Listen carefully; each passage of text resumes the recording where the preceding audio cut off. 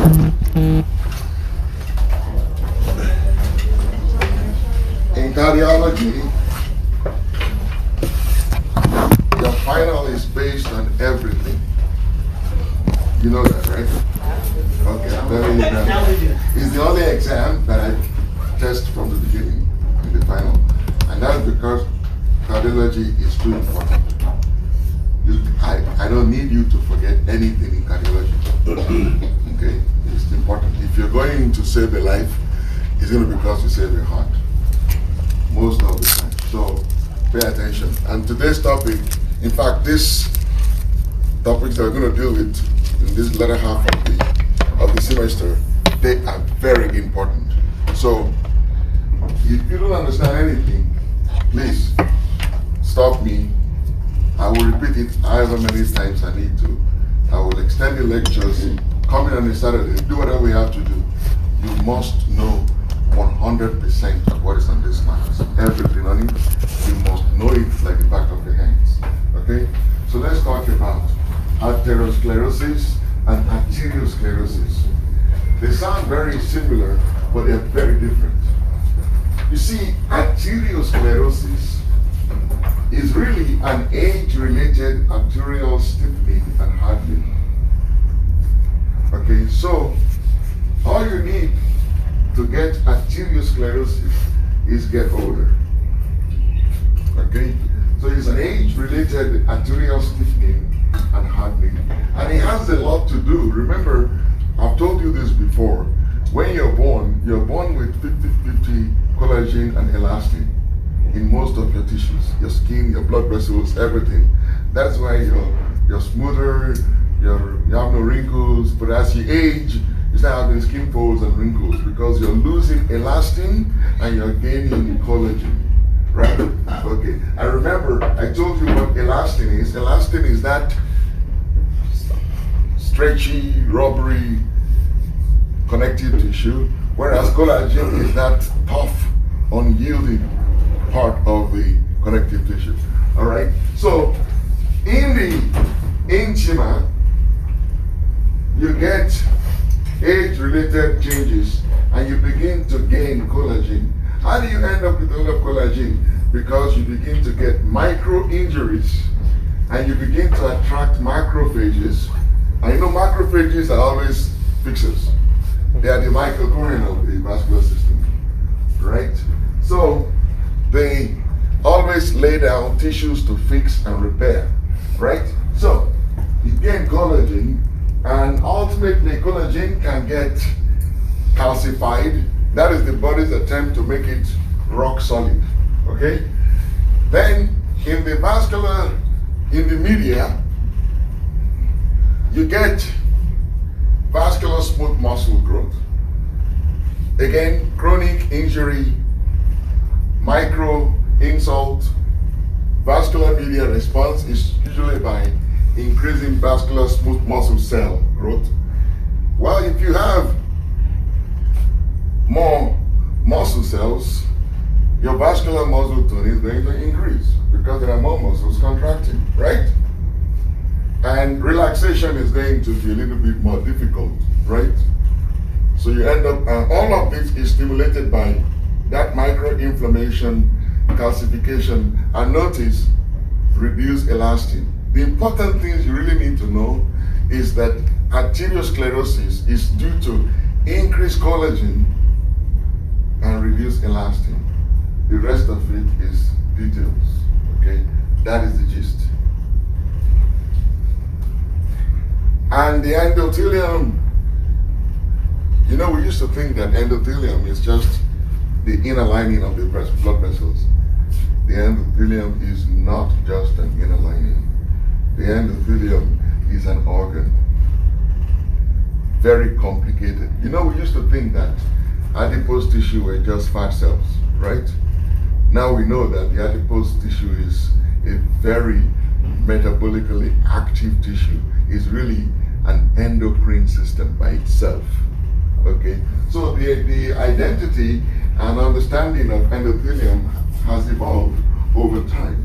So once you get endothelium irritation, you get what is called impaired endothelium relaxation as a result of inflammation, and it becomes leaky, it begins to leak stuff, and when it leaks stuff, it becomes prothrombotic. You know, when you interfere with the structure of the endothelium, you interfere with that laminar flow. Remember what I told you, blood flows, but the cellular element of blood are not in contact with the endothelium because they carry the same charge and they repel themselves, right?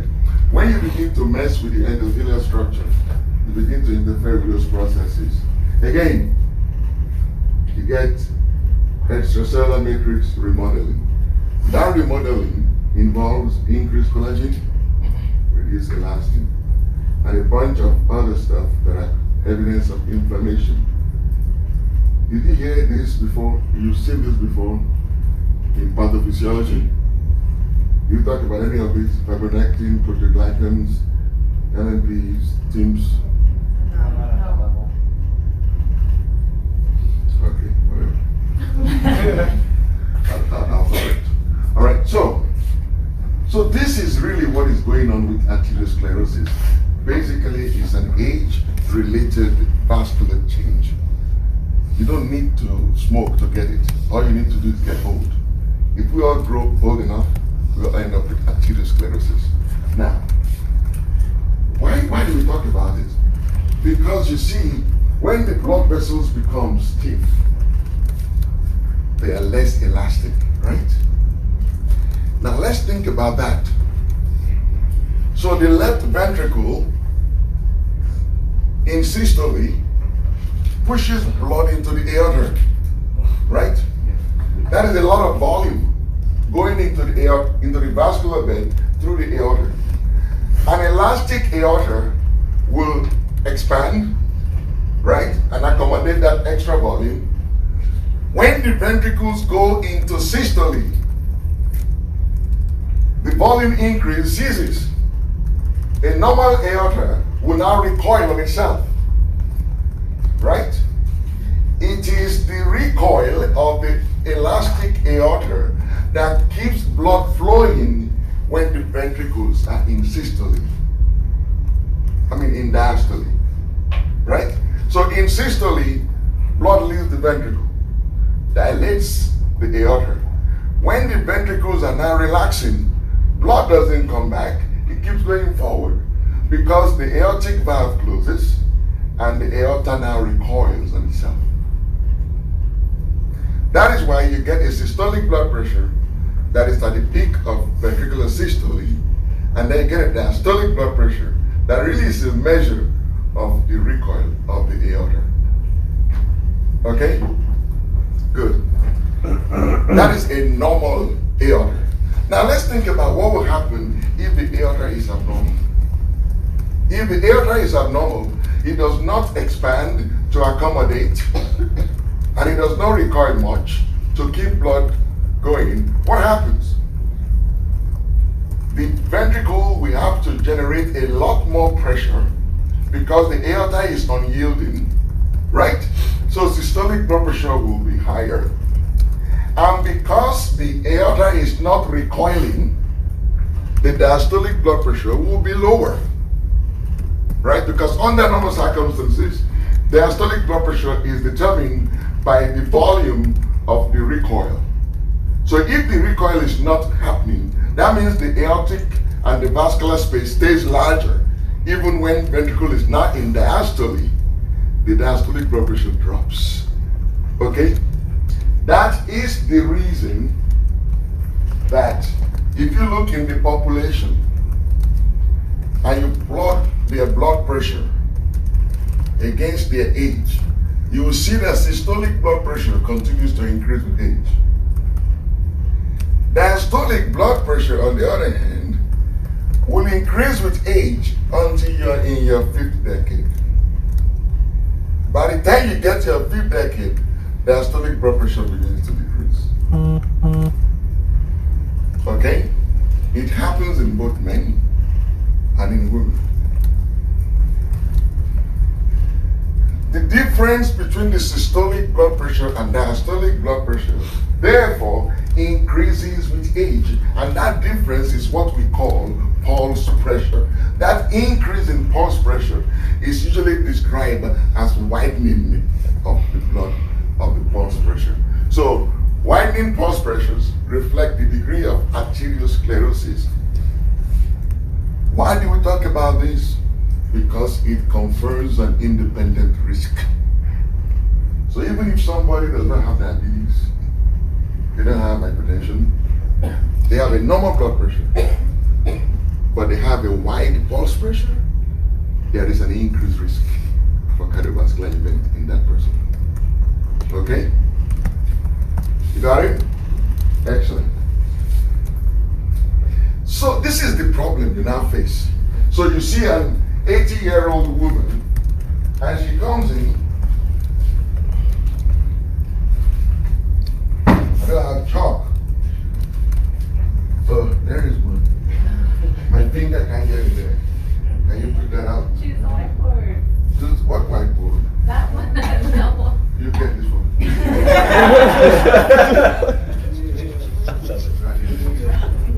Thank you. All right, so you see an 80-year-old woman.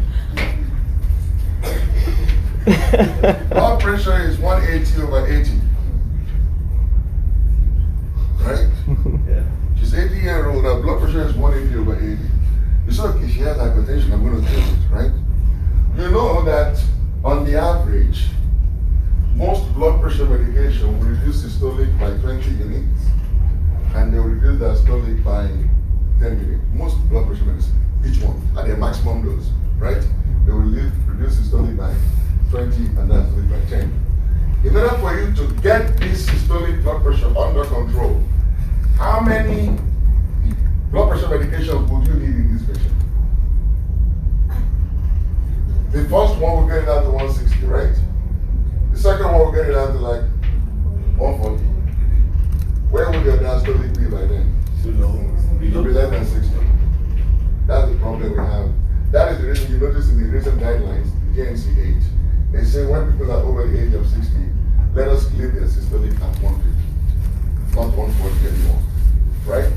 Because when you are treating this thing called isolated systolic hypertension, right? This is what this is called. When systolic blood pressure is high, but that thing is normal. It's called isolated systolic hypertension. Then, when you're trying, if you keep trying to get the systolic blood pressure to normal, you will drive the diastolic blood pressure too low. Why is it dangerous to drive diastolic blood pressure low? Can anybody tell me why? Diastolic? Yeah, why is it dangerous to make the diastolic blood pressure too low? Ali, when does coronary circulation, coronary perfusion occur? Thank you. It is only when the ventricles are in diastole that they get to be perfused. So if you decrease diastolic blood pressure too low, you will compromise coronary perfusion. Okay? Look at this curve right here. This is a plot of diastolic blood pressure against hazard ratio. See what happens? You lower diastolic blood pressure, look up, because this is how you have to read this slide. You don't start from there, start from here. As you lower diastolic blood pressure, what happens to hazard? Hazard ratio decreases, right?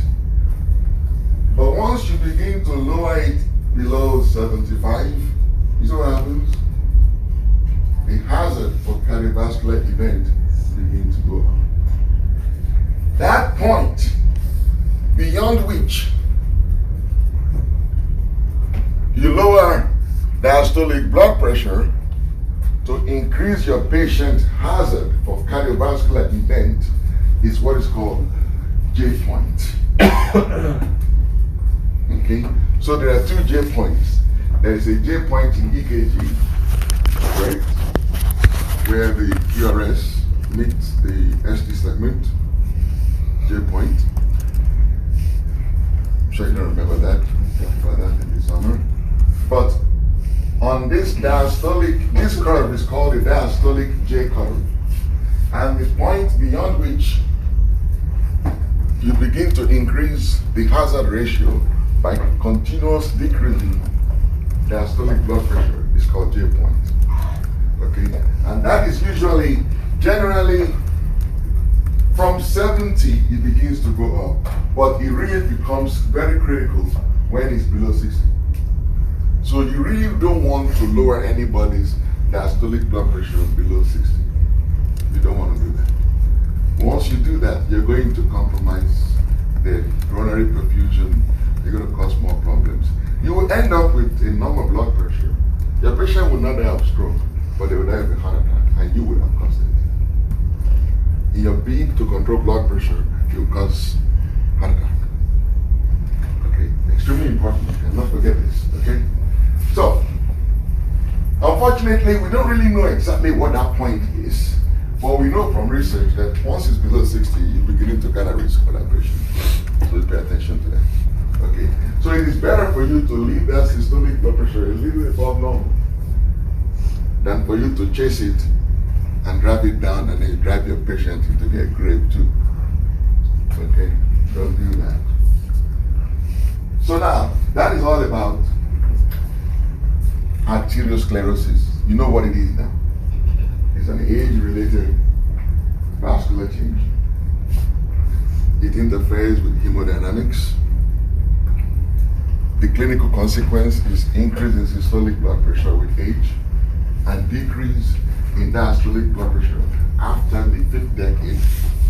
Why do we care about it? It compromises coronary perfusion, and there is a J point beyond which lower diastolic blood pressure and you cause a patient to have heart attack. That's all there is to that. Okay? Now let's talk about atherosclerosis, whatever you like call it. Be clear in your mind what you're saying. Atherosclerosis is really a plaque-related. You see, both atherosclerosis and arteriosclerosis, they are both stiffening and narrowing. Actually, there is no narrowing with atherosclerosis, but there is stiffening. They are both stiffening. What the difference is in what is causing it. In atherosclerosis, it is due to a plaque, or what we call atheroma. Okay? Now, what is an atheroma? An atheroma is this lipid structure under the endothelium. Okay? So, the plaque is the core lesion of atherosclerosis. It is usually initiated by endothelial dysfunction and culminates in the accumulation of lipid-laden macrophages and proliferation of vascular smooth muscle cells. So what is a plaque? A plaque is the core structure of atherosclerosis. What is the pathophysiology?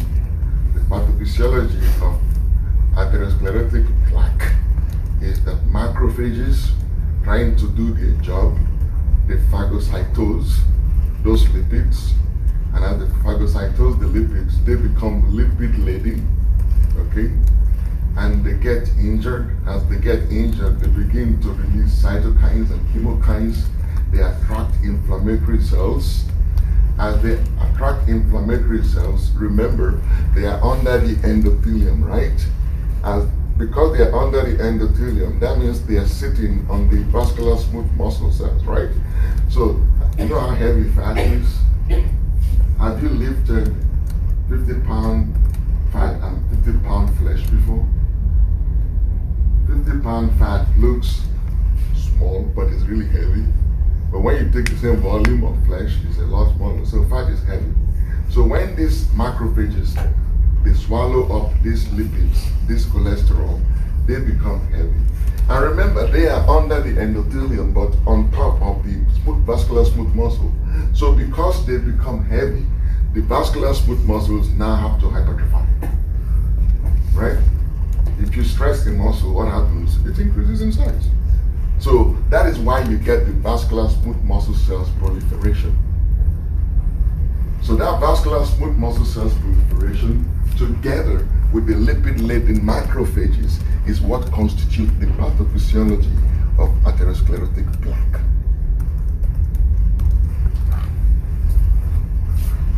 Let's take that a little deeper. You know, I told you the endothelium is not just an inner lining. It's a very complex and complicated structures with some crazy chemicals in it, doing some crazy things. Look at the endothelium under electron microscope. That little thing that is a micron in thickness has the endothelial layer. It has a basement membrane. Not only does it have a very, very thin basement membrane, but the basement membrane is connected to that endothelial layer by these things called focal adhesions, points where they are actually inseparable. So you have the endothelial layer, and you think the cells are just lining cells. That is not true. They are connected. They have tight junctions, just like myocardium.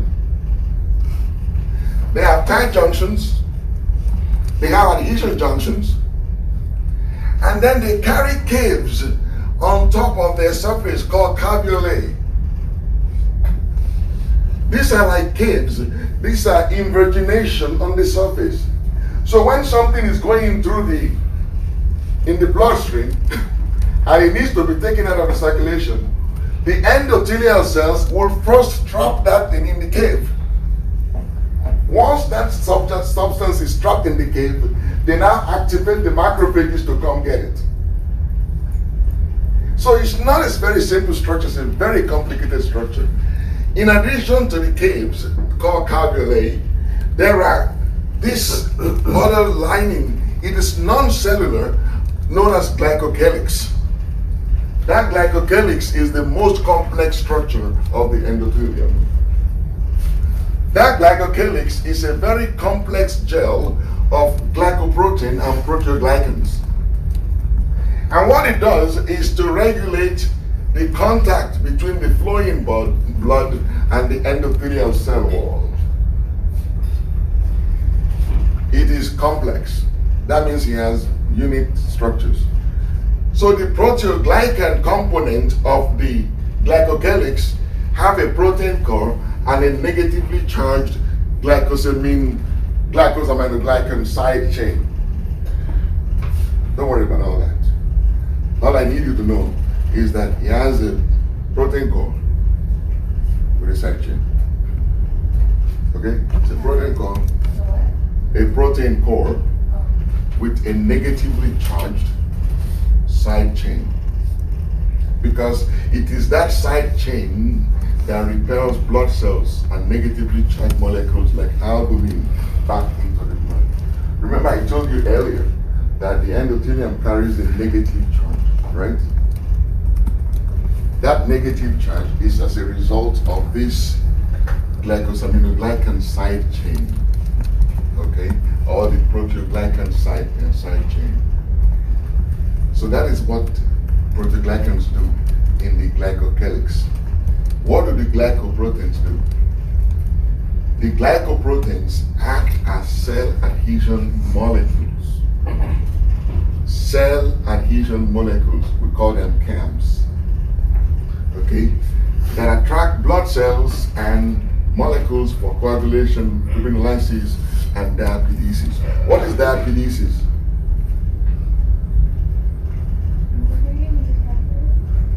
Diapedesis is the process by which cells leave the circulation through the capillary cells into this tissue. Macrophages, all those cells that need to leave the circulation. Now, these glycoproteins, they are cell adhesion molecules. Is it beginning to make sense to you now? The endothelium needs to keep contents away from it. Right? Right? But at the same time, it needs to be able to allow cells come close enough to plug up any holes to leave in case of inflammation. Right? So it needs to keep everything else away from it and allow what it needs to come through to come through. So the process by which it repels everything else away from it is through the proteoglycans. The component that allows it to attract what it needs to attract, like platelets, like macrophages, like monocytes, like polymorphs, when there's inflammation, they need to go into tissues. The reason they can go through the endothelium in spite of the negative charge of the endothelium is because the same endothelium has glycoproteins that act as cell adhesion molecules. You got that? Excellent. So these cell adhesion molecules, we call them all kind of names, right? Intercellular adhesion molecules 1 and 2, ICAM 1 and 2. Have you heard that before? You didn't talk about this in pathophysiology? No. Okay. But now you'll talk about it, right? I'm sure when Lindsay will ask you in class now, you'll say, you never mentioned that. You have very short memories. Now you have vascular cell adhesion molecules called VCAM. You have platelet endothelial cell adhesion molecules called PCAMs. So whenever you see these CAMs, you know they're just inflammatory adhesion molecules, okay? They're not complicated stuff. You got it? Excellent. So now, with that background, let us start with how is atherosclerosis initiated? How does it get initiated? Don't start from here. Start from here. So you have monocytes, they're going about their business in circulation. Then all of a sudden there is endothelial injury and there is an adhesion molecule that is expressed. Right? You can remember that? It's an adhesion molecule? Yeah. As soon as that monocyte senses that adhesion molecule, it gets activated. Right? It comes in, attaches to that VCAM, and through that VCAM makes it across the endothelial membrane to under the endothelial membrane, right?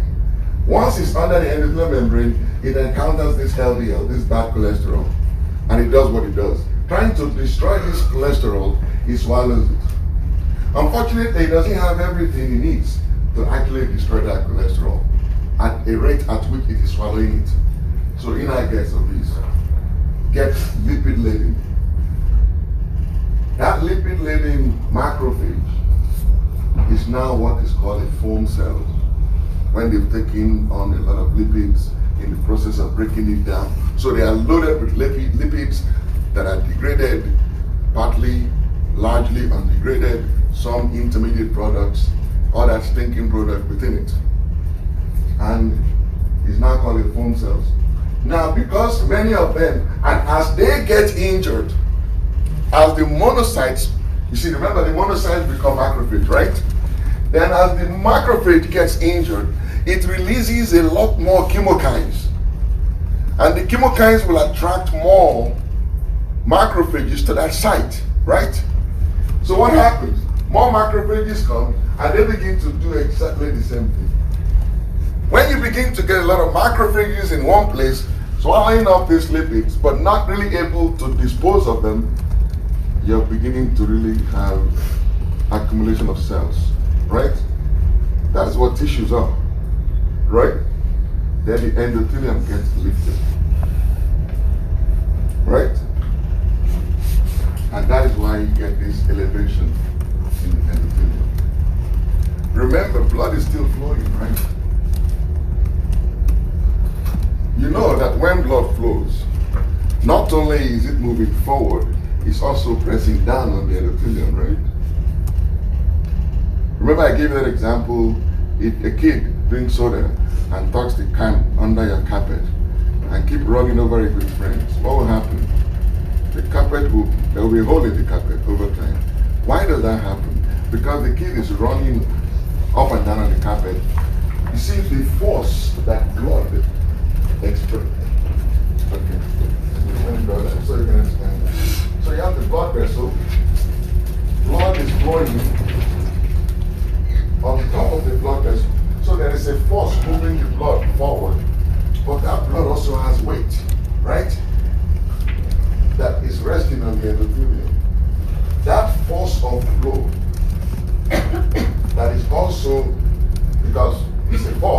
It's a force, it's a vector, right? And because it's a vector, and the blood itself has weight, that force of flow is going to resolve into two components. A horizontal component and a vertical component. That's a vector, right? That vertical component that blood exerts on the endothelium, simply as a result of flow, is what's called shear force.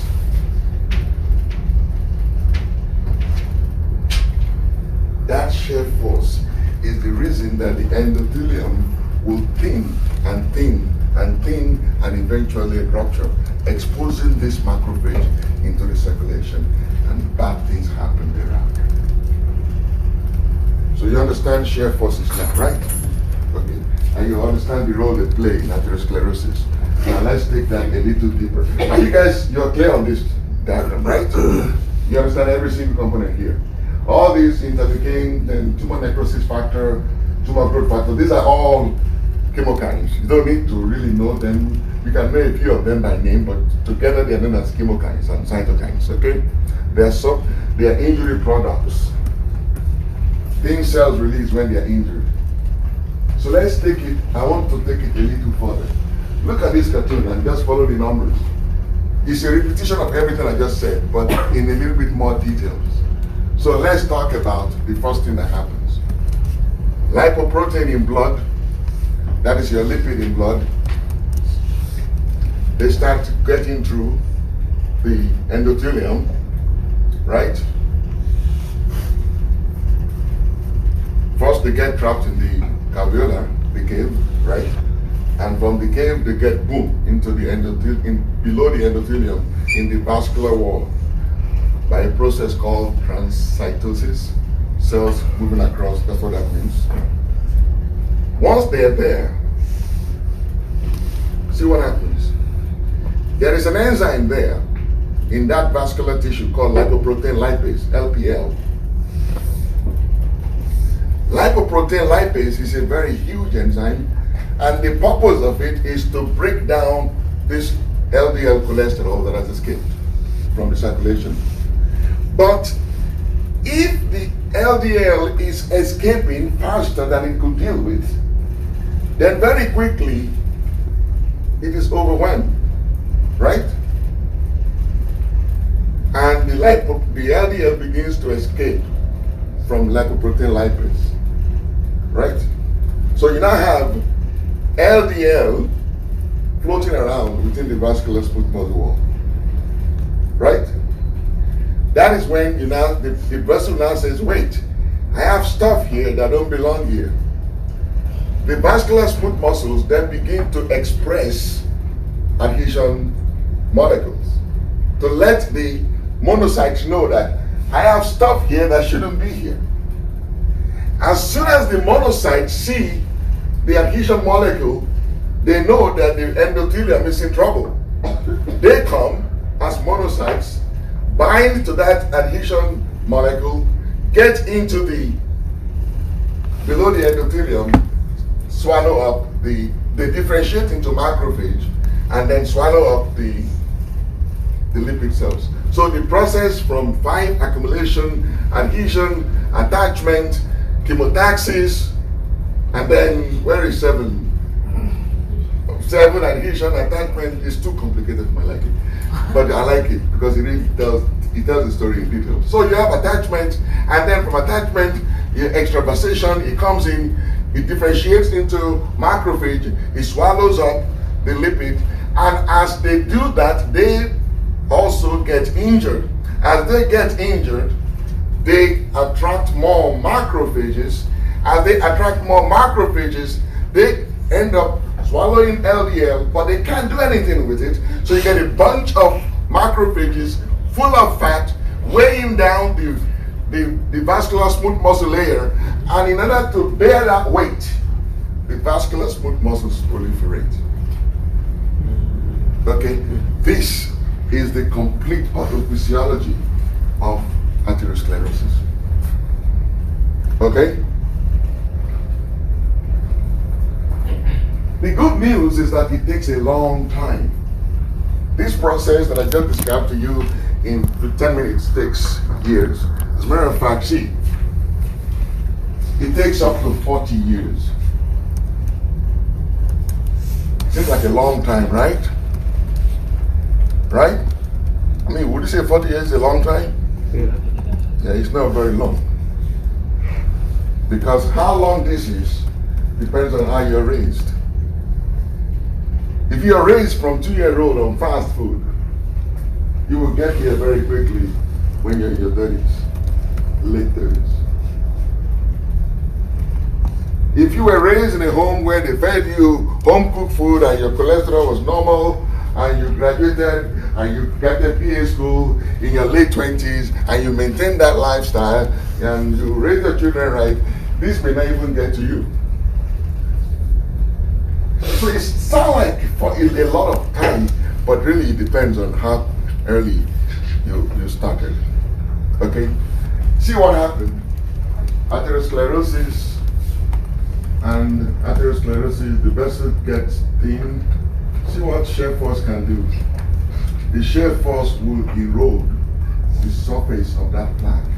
And once that surface is eroded, the lipid core becomes exposed. And then see what happens. As the body, I'll get to in a minute. Once that lipid core gets exposed, the body tries to fix it. You know how it does it? It forms a clot. The clot that covers this exposed core and ultimately occlude the blood vessel was an attempt by the body to fix this rupture. But that is how you also end up with a stroke and a heart attack. Yes, Maggie, what is the question? I was asking if there's like a history of this in the family, will it make your chances of this happening quicker regardless of You know, we used to think that the genes are everything. No, it's genes and environment. Even if it runs in your family, but you do the best you can with healthy diet, not stay away from smoking, regular exercise, it might happen, but it will happen much later. Genes don't condemn you to any particular disease. You can still manage for most part. I mean, there are some genes that you can't get anything with, like BRCA. That's all you can do. You know that. You have that genes, you can be healthy as you want. You're going to end up with breast cancer. And we even do prophylactic mastectomy for those. But not all genes are like that. Especially in cardiovascular disease, they are so multifactorial. Genes play a role in it, but they don't really determine what happens. Okay? So now,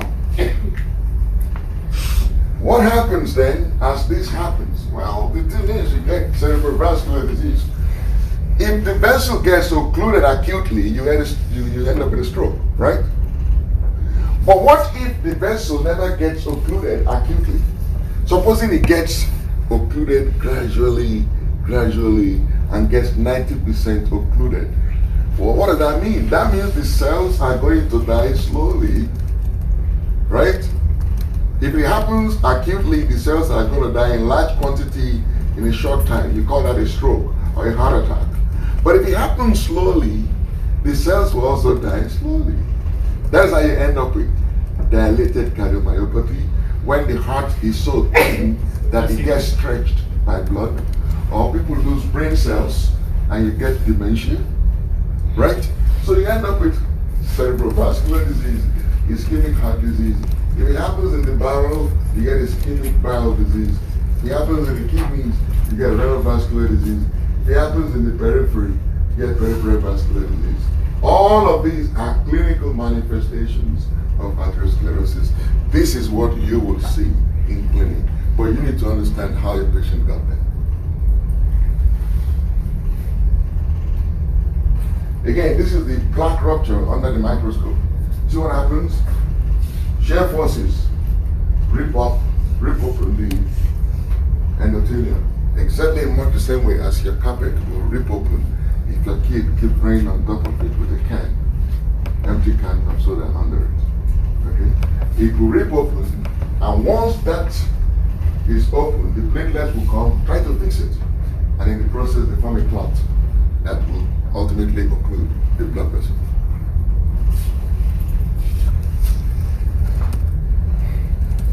So see, when that happens, you get infarct. That acute occlusion gives you an infarct in the brain, an infarct in the heart, can give you an infarct in the kidneys, can give you an infarct in the legs. I want you to be very clear. There are acute complications of atherosclerosis, your strokes, your MIs, those are acute complications. There are chronic complications that you get as a result of the slow progressive occlusion. The patient will not come to you acutely, but over time they will notice changes. Okay? You understand that? You don't get confused, because it's important to make that distinction. What can you do about this? Control the risk factors. And these are all the risk factors. The size of the letters is indicative of the importance of the risk factor. See, smoking, diabetes, family history, see how big it is, Wendy? Right? And then you have all this other stuff, junk food, high blood pressures, age, even hypothyroidism, obesity is big. These are all risk factors. It's a mixed bag, right, of modifiable and non-modifiable risk factors. There is nothing you can do about your family history. You're who you are, right? Okay? And there is nothing you can do about your body type and body shape. Okay, you've heard about the apple and the pear body shapes, right? So, this is a basket of risk factors. You just have to kind of figure it out. Which one can I do something about? Which one can't I do something about? And what is unfortunate is that those risk factors, they are not just addictive. They are not. What is that mischievous smile on your face, man? Right.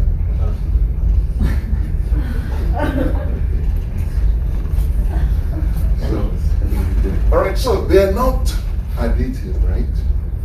They are actually more like multiplicative. See what happens if you have abnormal lipids, you have a risk of 2 times 2.3. If you have hypertension, your risk is 1.5. But if you have both, see, 1.5 and 2.3 is what? 3.8, right? But you see, together is 3.5. But that does not tell the story I want to tell. The story I want to tell is the story of glucose intolerance and lipids. Glucose intolerance by itself, that is pre-diabetes, right? Is 1.8. Dyslipidemia is 2.3. If you add those two together, you get 4. But when you have all three of them together, 6.2. What am I trying to say to you? The point of this slide is to tell you that the risk factors, you have to go after them one by one. You cannot overlook blood sugar control because you're controlling blood pressure. You cannot overlook uncontrolled blood pressure because the patient stops smoking. Everything adds up, okay? And they add up in a way that it's not just simply by addition. So, if you compared the baseline risk for a 40-year-old male non-smoker with total cholesterol of this and systolic blood pressure and no glucose intolerance, no LPH and EKG, I'm not going to go through this.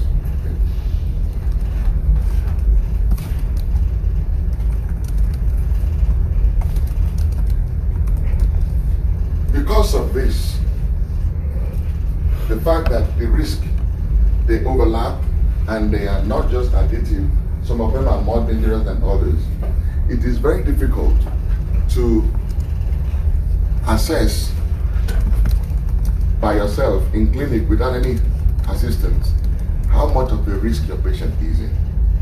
I mean, yeah, you will see a lot of hypertensives, diabetics, smokers, but they all don't have the same risk. Some have more risk than others. There are some you really need to be very aggressive. There are some you can lay back and just watch. How do you make that determination? It's not easy to make that determination. That is why we have these risk calculators. And they are online, they're everywhere. You should have them in your phone, iPad, whatever you carry. Because all you need to do is just plug in a few numbers And that device will tell you what your patient's 10-year risk of developing cardiovascular disease is. Okay, you should be thoroughly familiar with that. Not because anybody can test you on it. You really can't be tested on it. Or maybe you can. I'll figure it out. But it's there. The point of this slide is to tell you, don't try to estimate it. Don't be too casual about it. Don't be too casual. Don't say, oh, you smoke, you have diabetes, you have hypertension, you have a very high risk. No, you can be more specific than that. Your risk for having a stroke or a heart attack in the next 10 years is 2.8. It's not very high, but we need to fix it before it gets high. Or your risk for getting a heart attack in the next 10 years is 9.8. That is above what I can deal with. I need us to fix this now. So it's not sufficient to just tell your patient, oh, you have a very high risk of CVD. That is nothing. Your grandmother can tell that man that. You need to tell him something better. Talk like a scientist. That is what you are. Medicine is an art, but its basis is rooted in science. Okay? So now let's take each of those risk factors one by one and then deal with them. So you already know what dyslipidemia, hypolipidemia really means, right? In practice, you hear people call this dyslipidemia. What is dyslipidemia? Dyslipidemia simply means abnormal levels of lipids in the blood.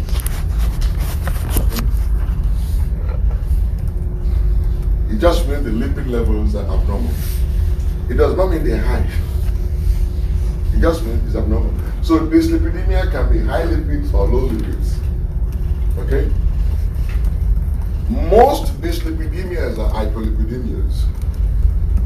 Okay? Just be clear. And hypolipidemia is what is elevated levels of lipids in the blood. Whenever lipids are elevated in the blood, there are usually two reasons. One is primary, and the other is secondary. Primary hypolipidemias are usually genetic and familial in origin. Some people carry genes that give them a lot of HDL. They don't exercise, they're overweight, but their HDL is very high. Unfortunately, others carry genes that give them very high levels of bad cholesterol. No matter what they eat, no matter how much they exercise, their cholesterol is always very high. You know? That is one thing I need you to know as healthcare providers. You need to know this. And don't forget it. I don't know if I've told you before, but it's okay to get it again. Life is a choice. Okay? Health is a gift. You don't provide it. You only help people keep what they will give. Some people are given a lot of health. No matter what they do, they get away with everything. Some people do so much to be healthy and they end up really, really sick. As providers, all we really do is help people keep what they were given. Okay? And the reason that is important for you is you will need to learn to respect your patient's autonomy. Life is a choice. You can guide people to make healthy choices and living choices, but if they're so committed to dying, you can't force life on people. If my patient is decided, some of my patients have come to me, I'm like, Dr. Martins, I'm tired of this life, I'm going to stop going to dialysis. I'm like, why? You'll be dead. I say, I'm done. I can't live like this anymore. I send them to psychiatrists, they get evaluated. 2 weeks later, I get a call, was found dead in his bed. Was the last time he was in dialysis, since the last time he spoke with me. That's not my fault. That's what he chose. I can't force him and put him in jail and dialyze him. No, he has autonomy. You need to learn to recognize that as healthcare providers. Life is a choice. Health is a gift. So there are families where these things happen. And then secondary, that's the one you can control, right? You have diet and disease that will drive these elevated lipids. What are some of those? But first of all, before we talk about elevated lipids, let's talk about lipids in general. You know, lipid is the name for fats and oil, right? And the difference between fats and oil is that one is solid at room temperature, the other is liquid at room temperature, right? But otherwise they're the same thing. It's like water and ice. It's the same, exactly the same thing. The only difference is in the state in which they exist at room temperature. So when I talk about lipids, I'm talking fats and I'm talking about oil. Okay? So let's talk about lipids. Lipids in the body, we don't call them just lipids because truthfully, lipids in the blood cannot survive. Fat and you can never have oil traveling in water, right? So lipids in the body, they are transported in protein capsules known as lipoproteins because they are not soluble in water. So many times when we talk about lipids, we talk about lipoproteins, okay?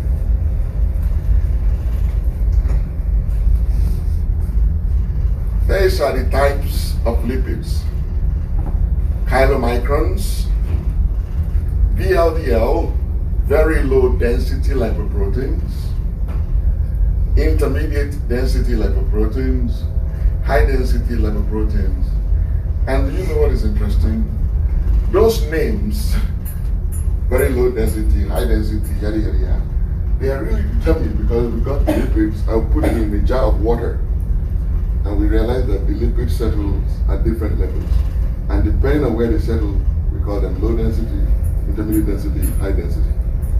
Okay, as simple as that. But they are really different substances. Chylomicrons, they are formed in the GI tract from dietary triglycerides. So when you eat that double whopper, immediately after you finish, your chylomicrons are the ones that will go up. And they are mostly triglycerides, okay? Triglycerides. If I keep you in class for 8 hours, give you 3-hour lecture, give you 2-hour lecture, and give you another 3-hour lecture without a break, and you couldn't really leave, your glucose will drop. And you will need some sort of energy to keep going, right? Part of what happens when your glucose drops is that glucagon will be released and you will get glucose from wherever you can. One of the things that will also happen is that the liver will release cholesterol into the circulation and triglycerides. The lipoprotein that you get from the liver are the very low density lipoprotein. The only difference between chylomicrons and VLDL is that VLDL has cholesterol with it, chylomicrons don't. Okay? So generally speaking, chylomicrons are called exogenous and VLDL are endogenous because they are synthesized in the liver. But whatever happens, once you release them into the circulation, the body cells begin to take the triglycerides and take the cholesterol as they need it. Because the body cells have this enzyme called lipoprotein lipase that is able to extract these lipoproteins from the chylomicrons and the VLDL. As the lipoprotein lipase enzyme extracts the triglycerides and the cholesterol from VLDL and chylomicrons, they gain density. Okay? They become more dense because their structure is changing. That is when they become intermediate density lipoprotein. So you see, the LDL, they are actually products of chylomicrons and VLDL. Okay? Now,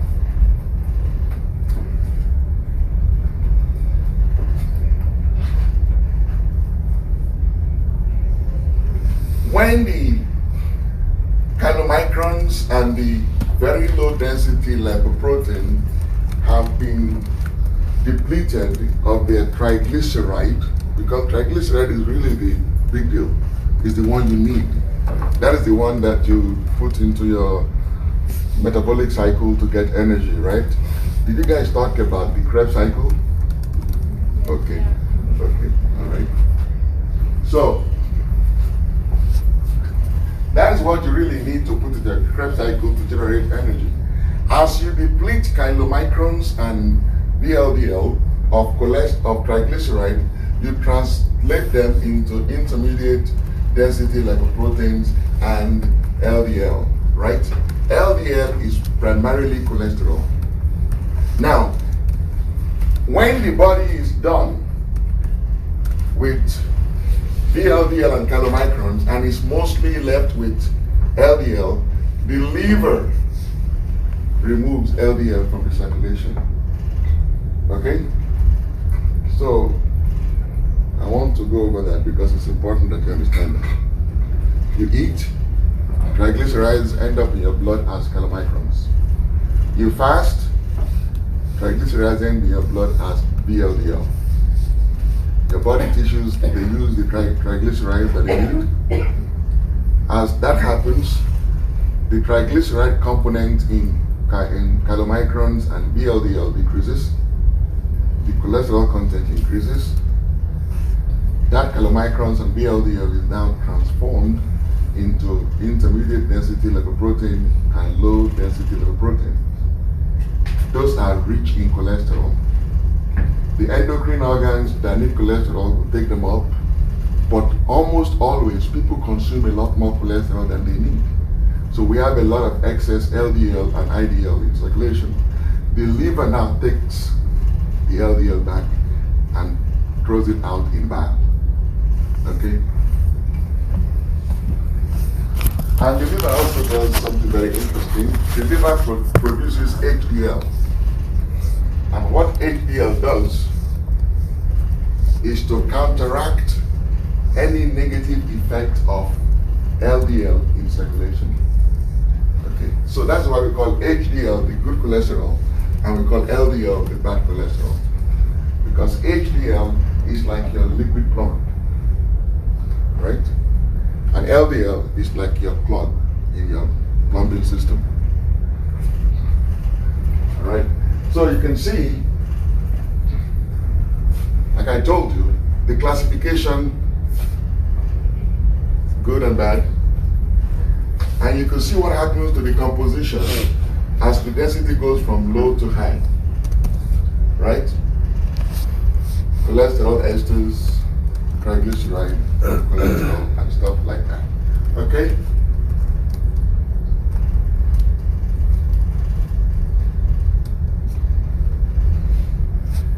So, I told you that hyperlipidemias can come from, they could be primary when they are primarily genetic and familial, or they could be secondary when they come from drug and diets and diseases and even drugs, right? How do we know what? Look, it's very complicated. Familial hyperlipidemias are complicated, but you only need to know very little of it. So you do a lipid profile.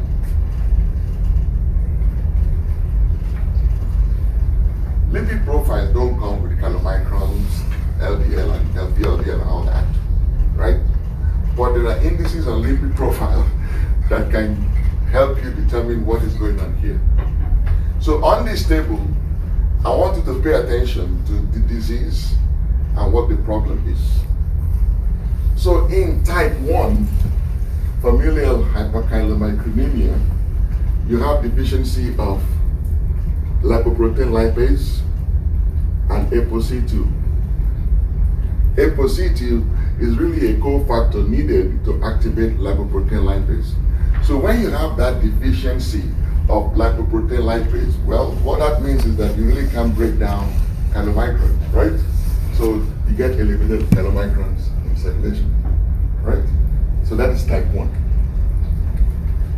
Type 2A, that is known as familial hypercholesterolemia, something to do with LDL receptors. You need LDL receptors on the liver for the liver to be able to pick up the excess LDL, right? So if you cannot do that, then LDL will accumulate. That is the pathophysiology of type 2. And then there is type 2B. In type 2B, for some reason, the liver is pouring out VLDL, both when you're eating and when you're fasting. It's just, under normal circumstances, the liver is supposed to put out VLDL when you're fasting. But when you have type 2B, combined hyperlipidemia, the liver puts out a lot of VLDL. What happens when you put out a lot of VLDL? The body uses what it can and it gets transformed into LDL, right? So that's why in type 2B, you end up with elevated LDL and VLDL. But the primary pathophysiology is really overproduction of VLDL. Okay? Then you have the type 3. Type 3 is due to ApoE abnormality, and ApoE is needed to clear intermediate density lipoprotein, right? Your VLDL remnant and your chylomicron remnants. So what happens? You get elevated intermediate density lipoprotein. Basically, it's elevated cholesterol and triglyceride. And then type 4. Type 4 is when you have, it's known as familial hypertriglyceridemia. It's due to, we are not really sure about this one. It's overproduction and or impaired catabolism of VLDL. So something, but it's not related to lipoprotein lipase. There is another reason why the body is overproducing VLDL or not able to break it down, and it's not due to LPL.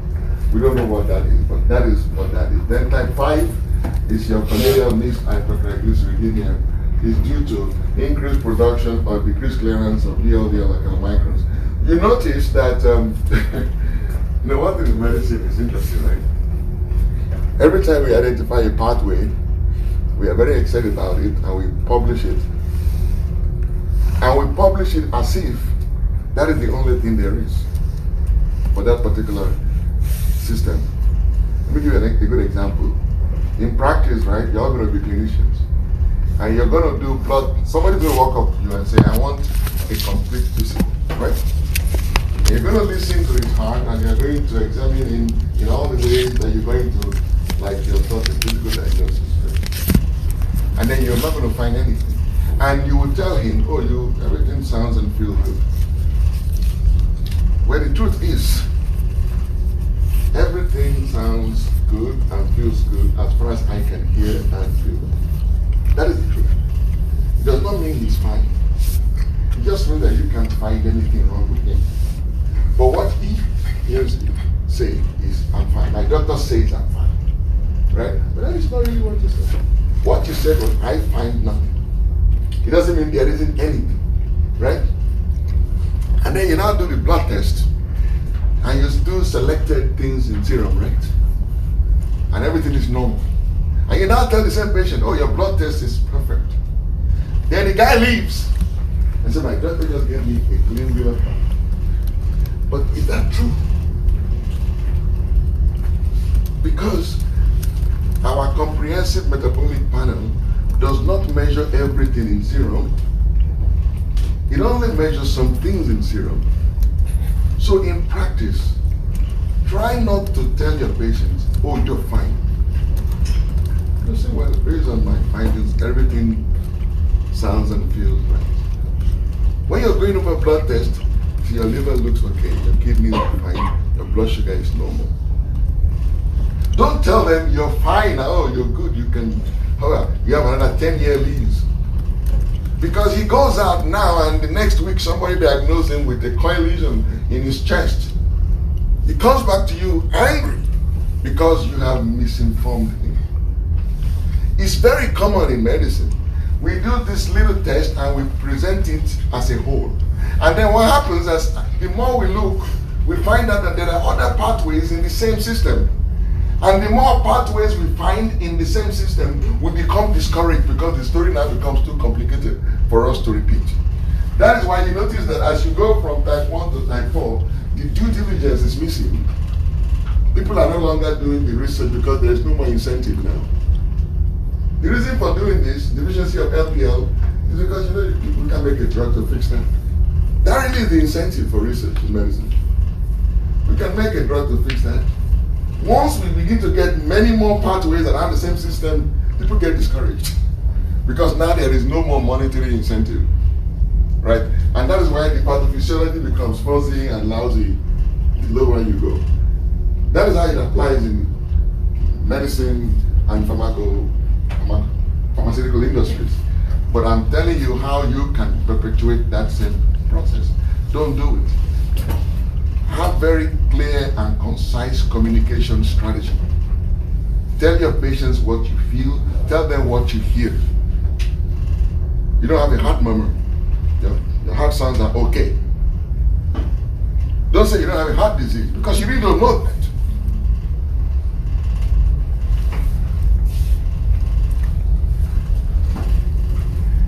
So, dietary and non-dietary sources of lipids. We like people to eat mono and polyunsaturated fats because they have a lot of LDL. They raise your LDL and they lower your, they raise your HDL and they lower your LDL. We want people to stay away from saturated fats because they raise LDL and they lower HDL. And the deadliest fat on this planet is trans fat. Trans fat. You know why they have them there? We know that mono and polyunsaturated fats are really good for you. They are natural. But they don't last long on the shelf. They have very short shelf lives. So when these food industry folks get it, they want to make it last longer on the shelf. Basically, it's economic advantage. So they now add hydrogen to it to make it saturated. But the thing about it, if you take unsaturated lipids and you make them saturated, not only are you're losing the benefit of their being unsaturated, you're now making them more lethal than the naturally occurring saturated fat, known as trans fat. And they're so hidden in stuff. Like when you go to Ralph's, you see that French fries that is cut, and they say you just have to put it in the oven.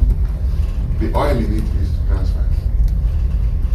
If you look in many of these frozen dinners, the oil in it is trans fat. You need to teach your patients and you be aware of it as well. Because most of your vegetable shortenings, most of the margarines, the partially hydrogenated vegetable oils, the deep fried chips, many fast food, many commercially baked goods, muffins,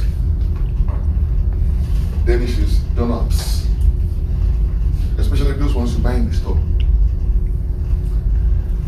So, and there are alcohol, hypothyroidism, obesity, diet, and then there are drugs. Look at the medications we use for treating blood pressure, thiazides and beta blockers.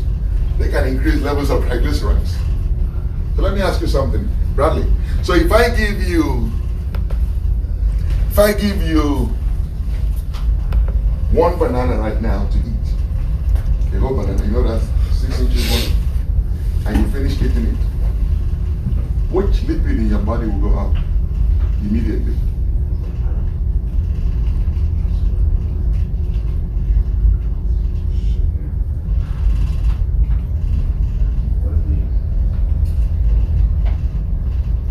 Triglycerides. So many times when you tell your patients, I need you to increase, okay, normally you see somebody in the clinic and they have elevated cholesterol. The natural thing you tell them is, I need you to reduce the intake of flesh. At least that's right. Most of my friends will say, stop eating meat. No, I used to tell them, reduce the intake of flesh. And then most of my patients will ask me, what kind of flesh? It's okay, now you're talking. There are all kinds of flesh. Right? The worst kind of flesh you can eat really is pork. Doesn't matter where it's from, whether it's bacon, sausage, whatever it is, pork based is the worst kind of flesh you can eat. The next worst kind of flesh you can eat is red meat. Okay? The next one are the scavengers in the sea, like scallops, lobster, shrimp. The best flesh you can eat is fish. The next best one is turkey. Chicken is in between, but it's better if you take the skin off. The problem is, many people go to fast food places and the seasoning is in the skin. So once you take the skin off, the chicken is tasteless. So I tell my patients, why don't you just take the skin off yourself and season the chicken? Then the seasoning can be in the chicken, right? You need to be precise in communication. Because you see, why did I change my strategy of communicating with my patients? Because before I used to tell my patients, you need to reduce the intake of meat and eat fruits and vegetables. They hear me okay. But their understanding is, okay, I need to reduce meat and increase fruits and vegetables. Well, what is the difference between fruits and vegetables? Fruits are like natural fast food. You just grab them and you eat. Vegetables, you have to prepare. You have to interfere with it somehow to make it palatable and tasty. So what your patients end up doing is they go and they eat a lot of fruits. And they don't eat vegetable. And after 3 months, you repeat the blood lipid profile and cholesterol is down, but triglyceride is 2 times higher. You're like, what happened? He said, doctor, I did what you said to do. I said, tell me exactly what you did. I eat fruits and vegetables. I'm like, which vegetable did you eat? I said, which vegetable did you eat? And they're like, I said, which fruit did you eat? Oh, grapes, apple. I'm like, that's the problem. Fruits are bad too? They say, yes. You see, so people don't understand it. You really need to understand it. Anytime you have a lot of carbohydrates, sugar into your system, your body will convert it to triglycerides. And triglycerides are lipids. So, where do you get cholesterol from? Usually from flesh. If you're vegetarian and you stay away from these shortenings and trans fat, you will not have problem with cholesterol. True vegetarians don't have cholesterol problems. But the problem is there are no true vegetarians, very few true vegetarians this day and age, right? You know, my father used to have a friend who was vegetarian, and he would come to the house and tell my mom, oh, please, you know I'm vegetarian, right? But then he would eat eggs, right? So my dad would be like, wow, if you don't like the chicken, leave the egg alone. So, many people say they are vegetarian, but they eat eggs. They eat things that have short meals in them. Well, what kind of vegetarian is that? No. So you need to be careful how you give this advice to patients, because even sodas, if you drink too much soda, you will get increase in triglycerides. Because remember, triglycerides are the ways in which your body stores carbohydrates in dense quantities. Glycogen stores are very few. It is through triglyceride that if there is a lot more calories in the body doesn't convert them to glycogen. There are very few stores for glycogen. It will convert into triglycerides. Okay? So be careful with how you give that advice. Alright? So how do we diagnose this lipidemia? We do lipid profile. Okay, and this is lipid profile. This is what you want. Many times when you send the blood to the lab will speak a number, but you need to know what they're doing. Because you know the truth, we know how to measure total cholesterol. We also know how to measure triglyceride, and we know how to measure HDL. We don't have a mechanism for measuring LDL. So most of the time, we compute LDL from total cholesterol, triglycerides, and HDL. The equation that is used, somebody was telling me this 2 months ago, that now we have a way of measuring LDL, but it's not widely available. So keep that at the back of your mind. It's not widely available. There is a way, but I'm sure before you get to South LA, maybe in the next 10 years I'll be done. So the equation we use to estimate LDL is called the Friedewald equation. And it's based on what we know about triglycerides and VLDL. So we take total cholesterol, right? We take out HDL cholesterol.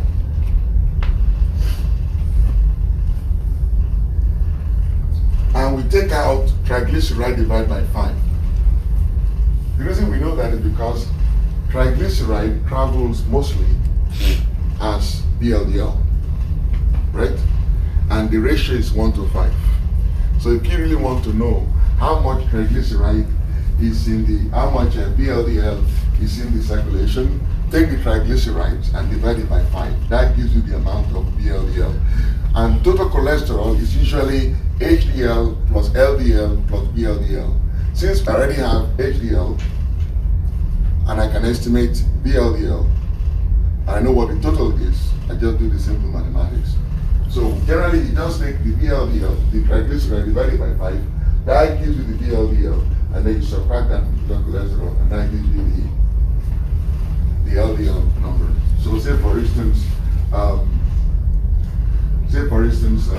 cholesterol is, do I need to go over that? Yeah. Say for instance, total cholesterol is 600, right? And triglyceride is 300, and HDL is 60. I know that total cholesterol is LDL plus VLDL plus HDL, right? I know this is 60. I don't know this. I don't know this, but I know this is 600. I can estimate this from this by dividing it by 5, right? 60. So this is 60. Therefore, LDL equals 600 minus 60 plus 60, right? And then complete it. And that will be like what, 40? 40. Right? 40. 40. Exactly.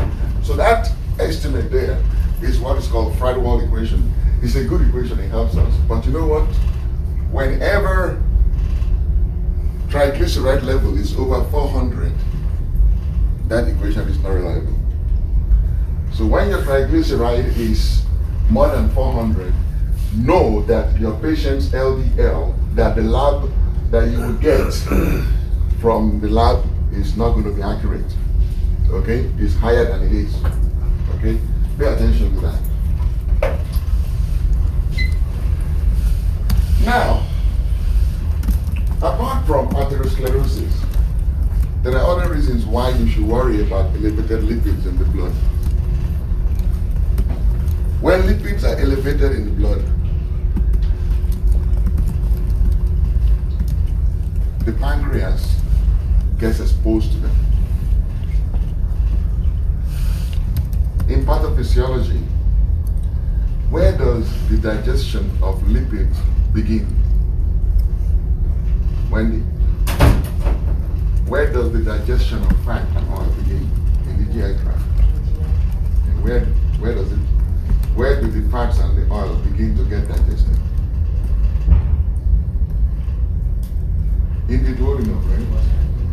Where the protein digestion starts in the stomach with pepsin and all that.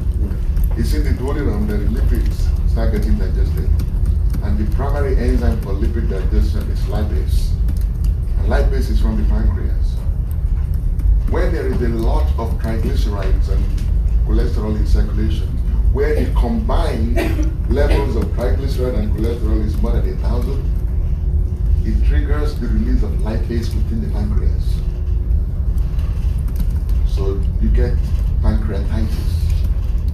The pancreas releases its own enzyme within itself. You know what happens, right? That is autodigestion right there.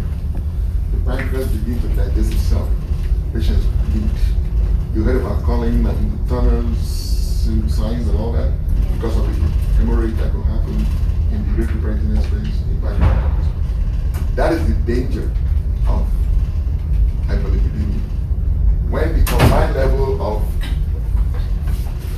triglyceride and cholesterol is more than 1,000, you will have a high risk of pancreatitis. So how would you know when to worry about this? When you examine your patient and you find a xanthelasma on the eyelid, or you find a xanthoma on the Achilles heel. Those are found only in patients with familial hyperlipidemias. Okay? So when you find those in your patient, you should think that this patient has a lipid problem, and you need to be very aggressive, extremely aggressive in addressing it right there and then, because that pancreatitis can happen in your parking lot. The patient may have had it all these years, but from the time they make contact with you, you have some bad luck following you, man. That pancreatitis will happen right in your parking lot. So just pay attention. That is why your physical examination, especially initial physical examination, has to be thorough. Very thorough. You're looking for xanthelasma on the eyelid. Have you seen this before? Yeah. You know somebody that has this? Yes, look for it. It's very common. And you see these nodules, usually over the Achilles heel. Very few things, few differentials. Most of the time, they are Achilles xanthomas. And these are just lipid tumors. Okay? Again, HDL, LDL. How do you raise somebody's HDL? You know what is interesting? Alcohol is crazy, right? Alcohol will increase your HDL and raise your triglyceride at the same time, right? You can raise HDL with niacin. You can raise HDL with fibrates, but the most effective way for doing it is really with statins. If you stop smoking, you raise HDL. Estrogen raises HDL, but it also causes cancer. If you lose weight, you raise HDL. If you exercise regularly, you raise HDL. But what is the most effective factor for raising HDL that I told you this morning that is not on our list? Right. Your genes. Your genes. Very important. Look at the kind of things that will lower your HDL. Some medications you give patients, so you better know them. Smoking, progesterone, diabetes, obesity, metabolic syndrome, lack of exercise, high triglycerides. You get that from sweets. Okay? You will lower your HDL. You want to raise your LDL. I don't know why anybody want to do that, but dietary fat, diabetes, obesity, thyroid disease, renal disease, liver disease, genetics. How do you lower your LDL? Again, the same thing that will raise your HDL most of the time will lower your LDL. Okay? Now, this is important. When there is dyslipidemia, you use statins for hypercholesterolemia. You use fibrates for hypertriglyceridemia. Repeat it. Statins, hypercholesterolemia, fibrates for hypertriglyceridemia. Don't forget that. Because you know, in practice, you will see patients with elevation of both. And people have been tempted to give statins and fibrates together. Whenever you do that, studies have shown that combination therapy with simvastatin and fenofibrate did not lower the risk of MI, strokes, or death from cardiovascular disease more than simvastatin alone. Rather, you put your patient at risk for myositis. You know why you don't want to ever cause anybody to have myositis? What happens when you have myositis? Your muscle breaks down, right? What do the muscles release, Christy, when they break down? What muscles release? When the muscles break down, what do they release? myoglobin, right? What happens to myoglobin when it gets filtered by the kidneys? It coagulates and clogs the tubules. So from your own little statin and fibrates, they cause myositis, myoglobin gets released, you get myoglobinemia. The myoglobin gets filtered, you get myoglobinuria. The myoglobins clog the kidney tubules. You put your patient in acute renal failure. And you have to now start alkalinizing urine, giving them IV fluid in the emergency room. Don't do that. Don't combine fibrates and statins. You're not going to end up with better outcome. You put your patient at risk. Okay? So when do we give statins to people? You give statins to those who already have cardiovascular disease. So people that had heart attacks, strokes, caused by blockage in the blood vessels, in transient ischemic attack, they have peripheral artery disease, prior surgery, or even replacing coronary artery disease. If they already have cardiovascular disease, they must be on statins. If they have very high LDL, so we're talking LDL over 190, you should treat it. Otherwise, everybody else with elevated lipids, sit them down. I want to normally tell my patient, you know what is interesting? Most people don't eat a whole bunch of different kind of food. Most people, for most of their life, they eat all the food they eat, they can count on the fingers of one hand. Occasionally they will go out, but for most part, people eat pretty much the same thing. So all you really need to ask your patient to have an idea of their eating habit is, what do you have for dinner last night?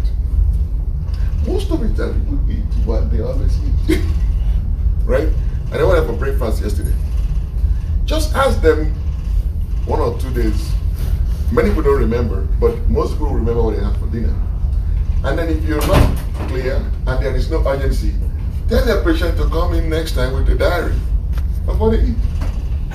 That's simple. And with just a little counsel, because most people don't know. You know, most people don't know. They think because the package is green, that means it's healthy. You know? And they think because it's healthy choice, that means it's good for you. That is not true. There was a patient that was referred to me. She's dead now. She was referred to me because they couldn't get her to stop going to emergency room every 2 weeks. Every 2 weeks she was in the emergency room with CHF exacerbation, heart failure. She has hypertension. So somebody said, you know, you need to go see Dr. Martins. So she came to me and the doctor came with her. As soon as I saw her, I just knew it, that she was responsible for the heart failure. So I asked her, I said, what did you have for dinner last night? Because you see, the truth is, the human body is an amazing machine. It's very predictable if you understand it.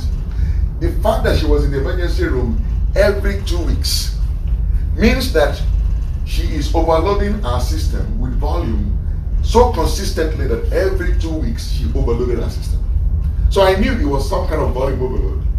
And because I know she had a caregiver who was her daughter, I need salt overload. And the commonest way Americans salt overload is through prepackaged food when they're elderly and fast food when they're young. So I asked her, what did she have for dinner last night? She said, oh, we buy these healthy choices. I said, healthy choice. She said, and does she eat anything else? She said, no, she has all kind of healthy choices in the refrigerator and she likes them, yada, yada, yada. So I went and I printed the nutritional fact of the healthy choice and I highlighted the sodium. In every single box she gave that woman, you know how much sodium was in there? 5 grams sodium in one serving alone. The recommendation is 2 grams. In one serving alone, the woman was getting 5 grams. So if she's eating it 3 times a day, she's getting 15 grams of sodium by itself. So I told her that, are you a caregiver? She said yes. So you are getting paid to take care of your mother. And you think the best way to take care of her is to get this poison and put it in the fridge.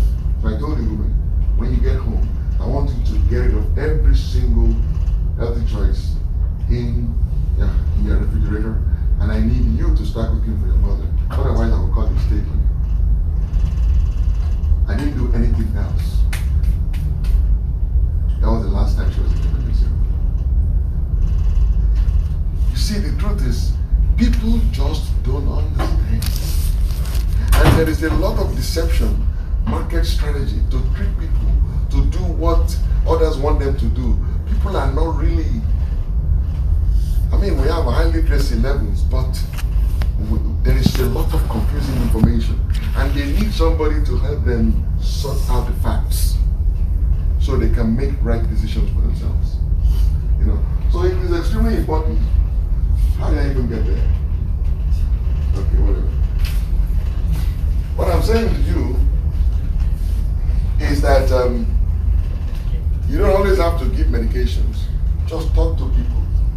Diary, and a lot will be revealed to you, and you can help patients. It is not every time that you need a drug. Don't be drug pushers for pharmaceutical companies. Use a drug that you know will help your patients with the lowest risk. If you don't have enough information on the medication, even when the guideline says use it, study it and make sure the pharmaceutical companies are not behind the guidelines. Because that happens. So dietary counsel is what you need. But people with diabetes, they will use statins. It's been shown to help people with statins. And you see that anytime you have a 10-year risk of heart disease above 7.5%, your patient needs to be on statins. Okay? I want you to get online and choose your own heart attack risk calculator, the one you will use. And get used to it, because you should use it. You really need to use it. I can predict right now that in the next 5 years, failure to calculate your patient risk for cardiovascular disease will become criminally negligent. Because the way they're pushing it, I know that's where they're headed. All right, so how do statins work? It's very simple. See what they do? The rate limiting step in cholesterol synthesis is HMG-CoA. You heard that before, right? Good. When you block HMG-CoA, you inhibit the ability of the liver to make cholesterol. When the liver cannot make cholesterol, that means it cannot put out VLDL and it cannot put out LDL. So what does it have to do? It's now forced to take up the LDL in circulation and get the cholesterol from there. That is how you get your own cholesterol in the system level lower. So it's very simple. Block the ability of the liver to make cholesterol. What does the liver do? It now expresses LDL receptors. So it increases its uptake of LDL so it can get its cholesterol synthesized. And then the serum cholesterol will go down. Okay, so that is what this cartoon is showing you. You block HMG-CoA reductase, you reduce the cholesterol level inside the liver, you force the liver to express LDL receptors, you take on LDL and VLDL, and then your serum cholesterol goes down. It's very simple. Okay?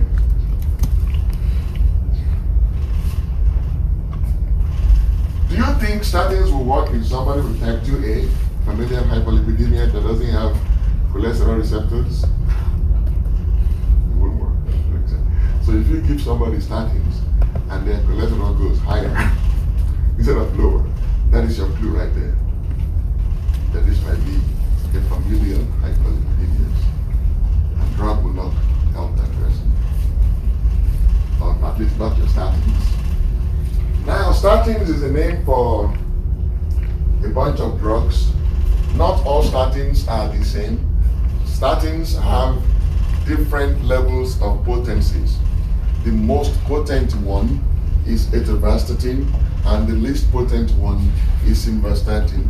The one you choose to use depends on why you're using it. If you're using it for a high-risk patient, you better make sure you use Lipitor. Okay? If you're using it just for secondary prevention, your patient is a little overweight, elevated cholesterol, a little bit, no major effect, no diabetes, no strokes, no heart attacks, just cosmetic, simvastatin. It's the cheapest. All these ones are very expensive. Okay? And this is just telling you how the difference between potent, high potency and low potency statins. See what atherosclerosis will do to cholesterol, LDL cholesterol at the maximum dose. It will reduce it by 37 to 50 units compared to simvastatin. Some people are highly responsive, but it's not as equally effective. Okay, so remember, high potency, low potency statins, high potency for high risk, low potency for low risk patients. Okay? Okay, you're due for a break. Okay, I'll do 2 more slides. Okay, so now, remember what I told you about statins? They cause rhabdomyolysis. Rhabdo is skeletal, myo is muscle, lysis is breakdown. Okay, so rhabdomyolysis means skeletal muscle breakdown. It will release myoglobin and it will cause problems. Look, all of them cause it. All of them cause rhabdomyolysis. So when you start somebody on a statin, you tell them if you feel muscle ache or pain or your urine changes color, stop this medicine and don't take it again until you're NIC. Okay? Because that is how myoglobin in the urine will present. Urine will become like red, dark, more like urine changes color to myoglobin. Myoglobin is like rusty brown color, right? And then they have pain, muscle pain all over. So they have myalgia, changes in their urine color. You tell them drink a lot of fluid, at least 3 to 5 liters of water every day from that time until you're NIC. What you're trying to do is to flush out myoglobin. Because if you don't, you're going to end up with acute tubular necrosis. Have you heard that before? Yeah. Good. Because myoglobin is directly toxic to the tubular cells. And once the tubular cells die, they slough inside the lumen and they plug the tubules. And you know, the kidney is just a bunch of tubules. Once you plug those, the patient will get into acute renal insufficiency. It's reversible, but God forbid, if your patient had just seen you and you put them on statin and then they took a trip to Guatemala, and then Guatemala, when it happens, they may not even survive it. Because they will go to some hospital in Guatemala, who knows what is available there. If the doctor is able to tell that this is rhabdomyolysis, all he needs to do is give them IV fluids. But most doctors will not give somebody IV fluid because they complain of muscle pain. They're more likely to give them NSAIDs, right? NSAID is very good for your kidneys. So you see how little disasters can just come, little.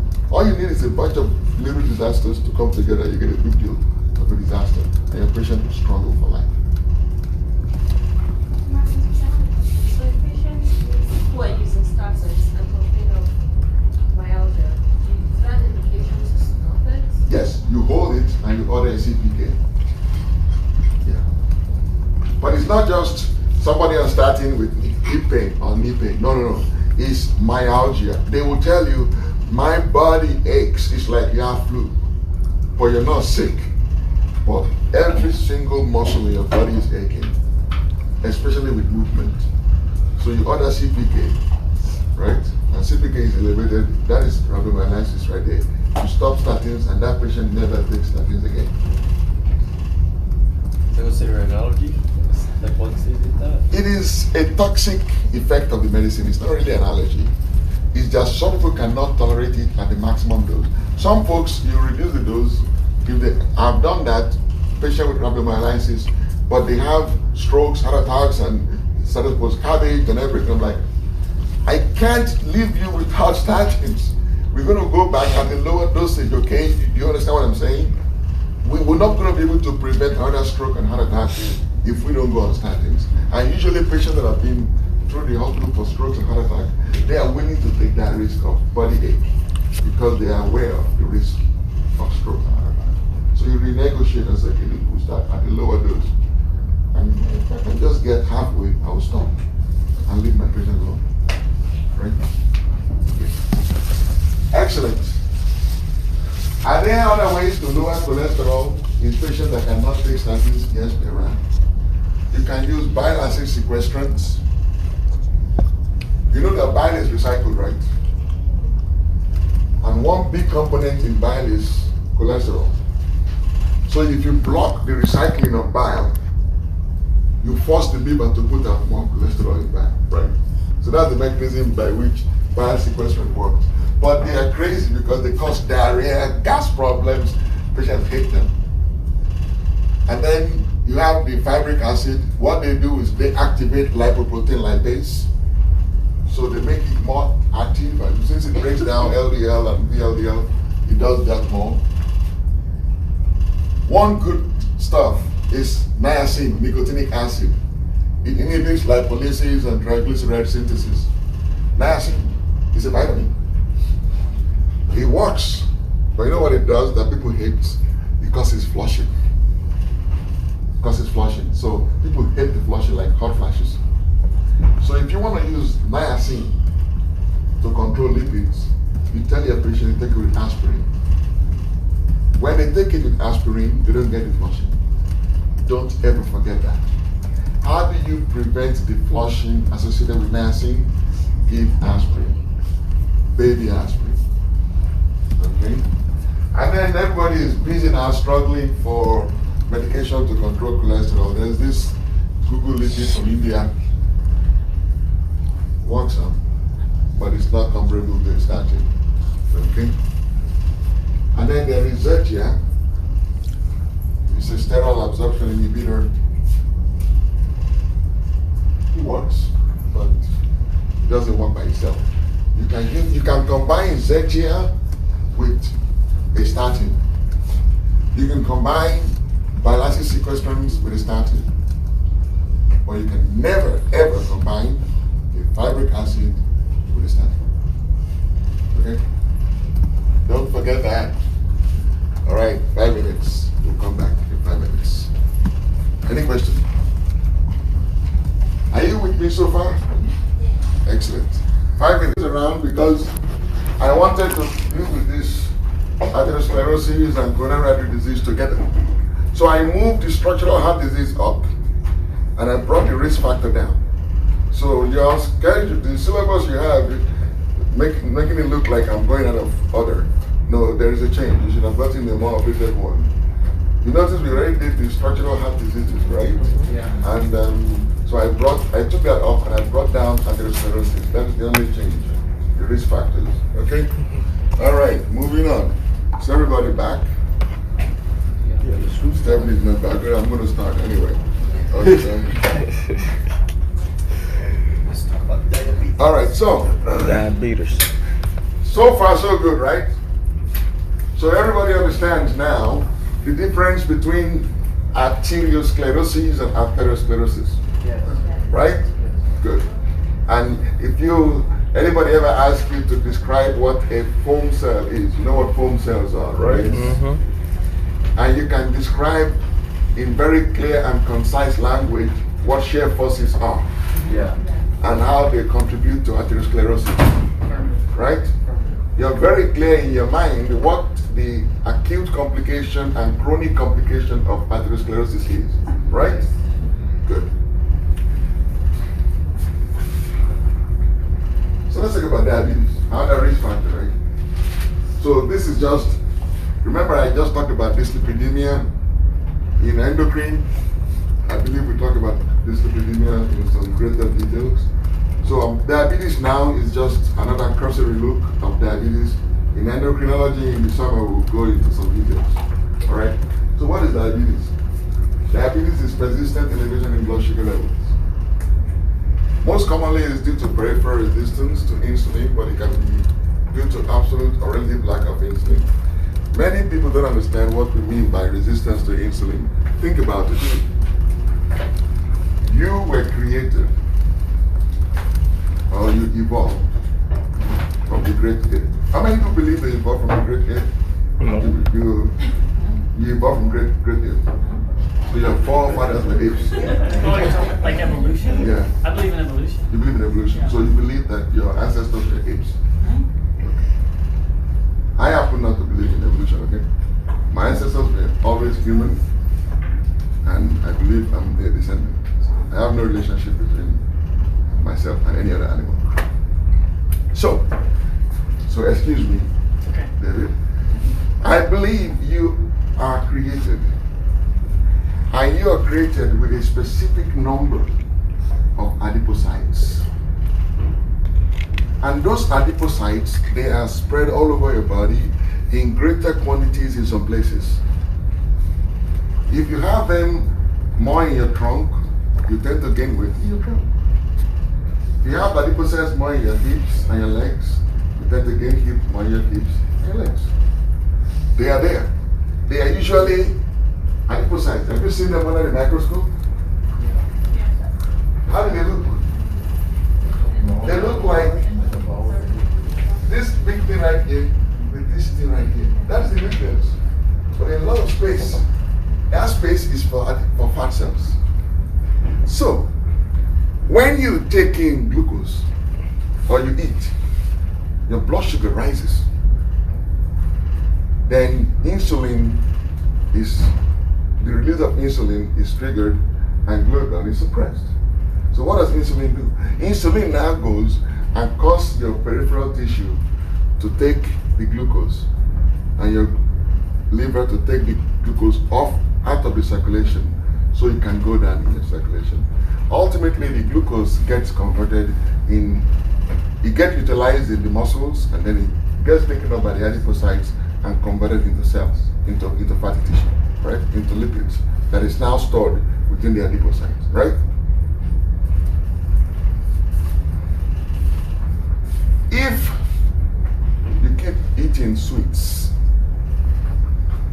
and the insulin keeps tucking them away into adipocytes, you get a point where the cells are filled, right? The cells are completely filled. But you keep eating the sweets, and insulin is trying to tuck the glucose into the adipocyte, but there is no more room in the adipocytes. So the glucose level stays high, and the beta cells keep getting whacked to turn out more insulin. More insulin is released, but the sugar is not going down because there is no more room anywhere. Then after a while, the insulin figures, maybe I start tucking this stuff in the liver. The liver does not have a lot of adipocytes. So it begins to store fat inside the liver. And we call that fatty liver, right? And then elevated liver enzymes. You see, when you have the adipose stores completely filled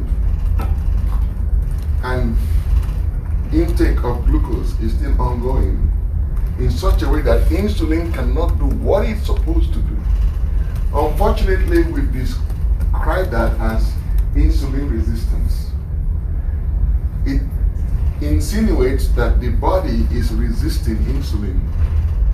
But the body is not just resisting insulin. The body has no room in the adipocytes to put sugar under the influence of insulin. So you have a patient who believes that insulin and a little sugar. Okay, we call it insulin resistance, but that really is what is happening, right? So you see, if somebody, under normal circumstances, if somebody is overweight, and all of their weight from the beginning has always been around their hips, when they begin to gain weight in their stomach, that means they have already exited their fat stores. Some people, they gain weight and all of the weight is in the trunk. That means they have very little room. They are not created to store fat.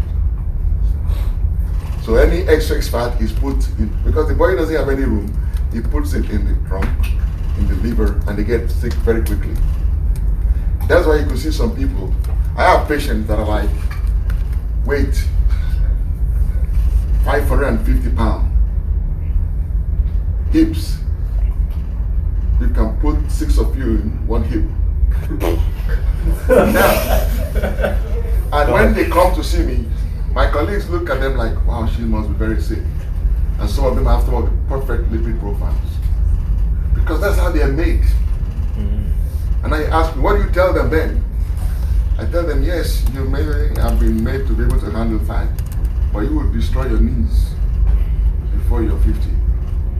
So that is it. You'll be heart healthy, but your joints will be gone.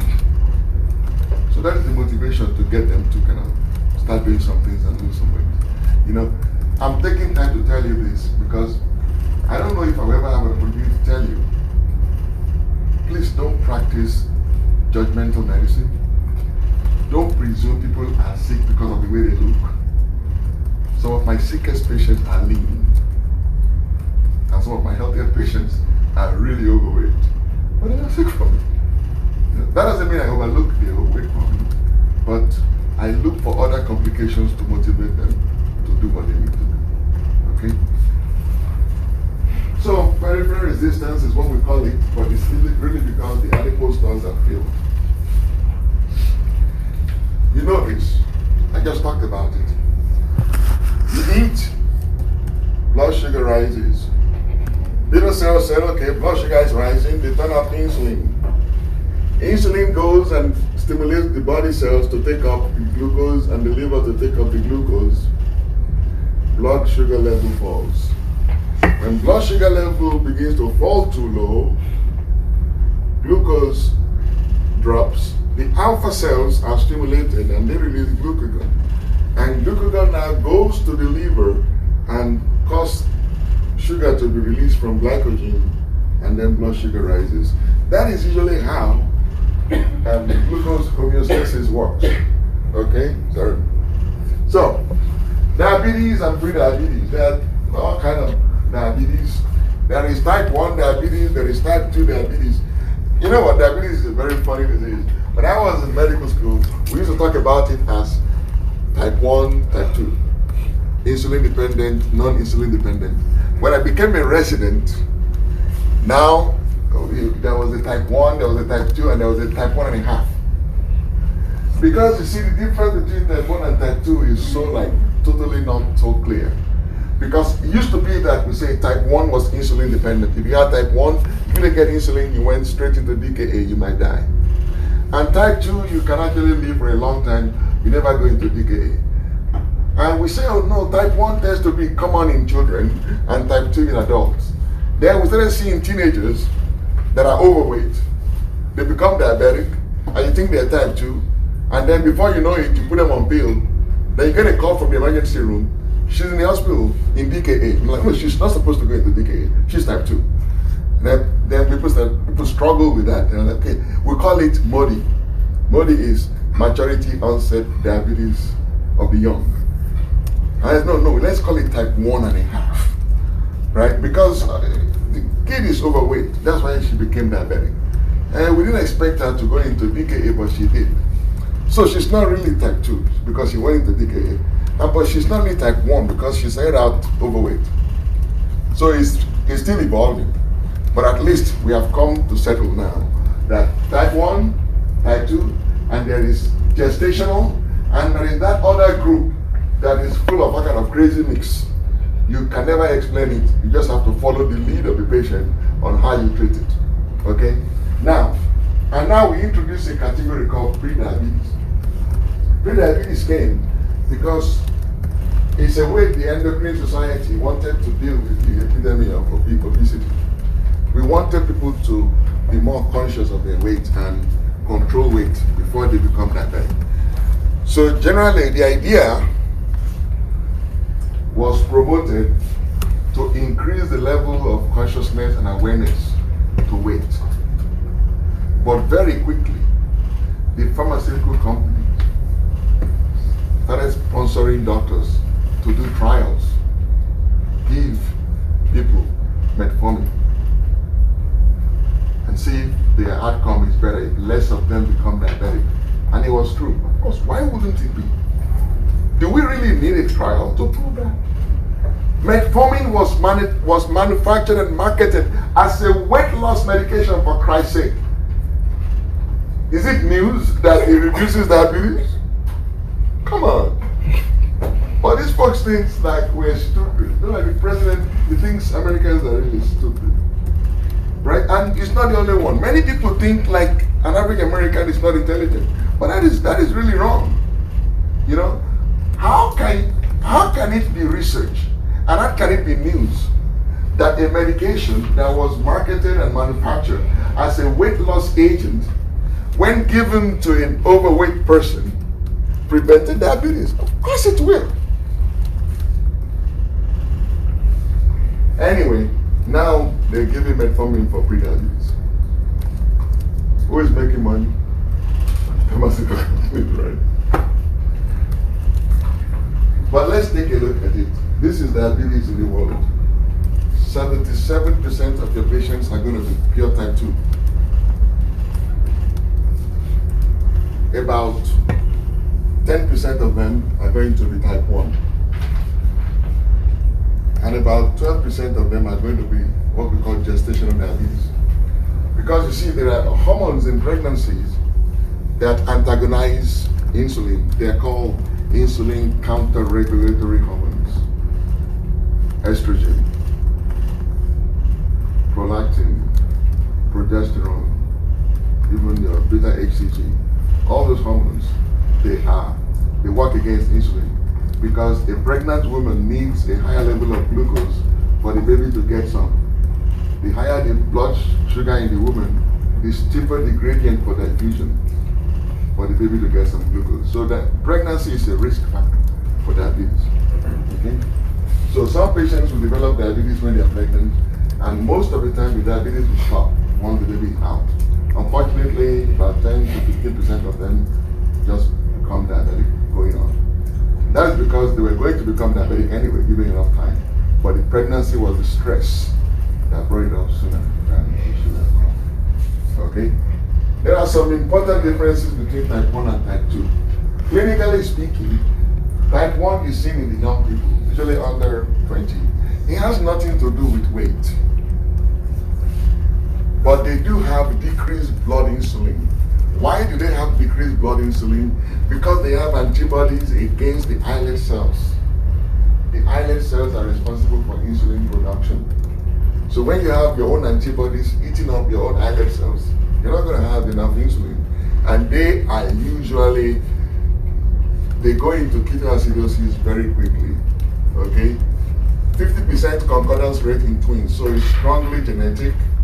It is linked to the human leukocyte antigen. You know what that is? You've not done immunology? Okay. Just remember HLA-B. Your cells carry ID badges that the immune system uses to recognize body cell from non-cell. Part of that system is the human leukocyte antigen. They have subtypes, A, B, C, and all that stuff. So it is linked to that particular one, human leukocyte antigen B. It's an autoimmune process. Severe insulin deficiency because you're destroying the islet cells that are making the insulin. And they will exhibit insulinitis because of inflammation and atrophy of these islet cells. But type 2, they're usually seen in adults. It is the one that is associated with obesity. Most of the time, the insulin level is normal or elevated. That's why it is called insulin resistance, right? They don't have any antibodies. Ketoacidosis is rare. It's also, there are some familial predisposition. They have no association with autoimmunity. So the insulin deficiency in type 2 is a relative insulin deficiency, not absolute insulin deficiency. Those are some major differences between type 1 and type 2 diabetes mellitus. Gestational diabetes, I already told you, placenta lactogen, progesterone, cortisol in the mother antagonizes insulin, put the woman at risk, fluxes baby with a lot of sugar, and many of these babies, because they are in very sweet environment, they get really big and they cause a lot of trauma when they're being delivered. This is not OP. You will get this. But that is the gist of gestational diabetes. Okay? It's as a result of the counter-regulatory hormones in pregnancy. How do you diagnose it? Very simple. Normal hemoglobin A1C is 5.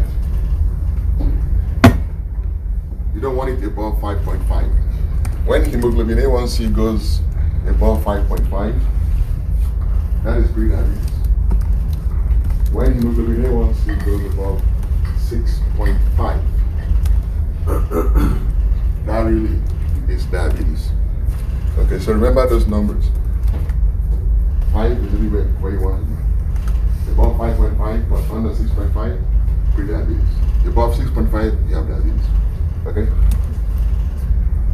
That is the parameters based on hemoglobin A1C. You know what hemoglobin A1C is? Yeah.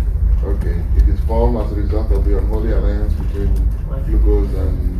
Okay, you know that, right? Yeah. Excellent. And it doesn't change until after 2 to 3 months, right? Okay. Why is that? It spans the life of the blood vessel. Thank you. For the same reason that you stop aspirin 10 days before surgery, because the lifespan of the platelet is 10 days, right? So we can also make that diagnose diabetes based on fasting blood sugar. 126 is what you really want, and pre-diabetes between 125 and 99 is what is normal. When I tell my patient, 126 is a very odd number to remember. So I tell my patients, anytime your blood sugar in the morning before you eat is more than 120, that is bad. So most of my patients, if you ask them, they will say, my sugar in the morning, my doctor said, my sugar in the morning should be less than 120. If I can get most of my patients to do that, their A1C will always be under 7. Okay. And then you go out, and some of you are really planning to do some big things. You go out and you test people's sugar randomly. Blood sugar, random blood sugar should never be more than 200. Random blood sugar above 200 is diabetes. Okay?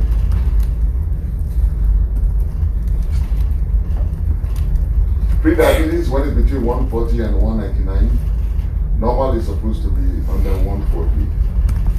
This is the least sensitive parameter. Postprandial glucose level is the least sensitive parameters. Even though it says oral glucose tolerance test, that parameter right there, you don't have to do oral glucose tolerance, right? You give the patient a glucose level, 50 grams of glucose, and they take their sugar 30 minutes, 1 hour, and then 2 hours. Usually you look at the number after 2 hours. Okay, so those numbers are your postprandial glucose levels. It's not particularly helpful. We rely on it only in pregnancy. Okay, most of the time in clinic today, we use fasting and A1C. And this is just how OB people do their oral glucose tolerance test. I already talked about this. I'm not going to waste my time on it. This is what I was telling you, the parameters and yada yada yada. I'll never ask anything on this, but I'm sure you'll talk about the kilo OB. Okay? How do we treat diabetes? Therapeutic lifestyle changes, very important. Diet and exercise.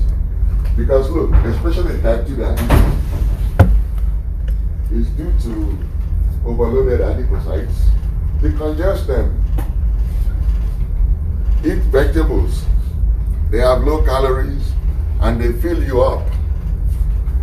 So you force your body to turn on its own lipid stores, and it will decongest. And as you decongest, you make more room in the adipocytes.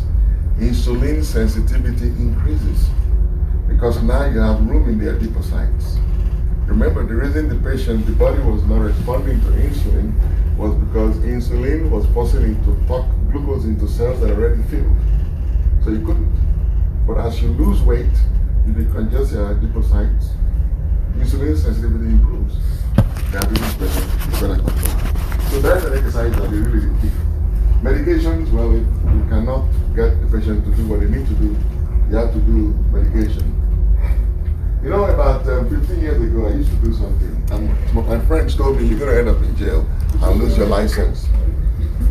Whenever I diagnosed diabetes, I did not treat the patient for 3 to 6 months. Because, you know, one of the symptoms of diabetes, especially type 2, is polyuria, polydipsia, and weight loss. Right? What is the commonest cause of type 2 diabetes? Obesity. So the truth of the matter is that, just like strokes and heart attacks, diabetes is an attempt of the body to fix the problem. The reason we worry about it is because the body fixes the problem and we end up with complications.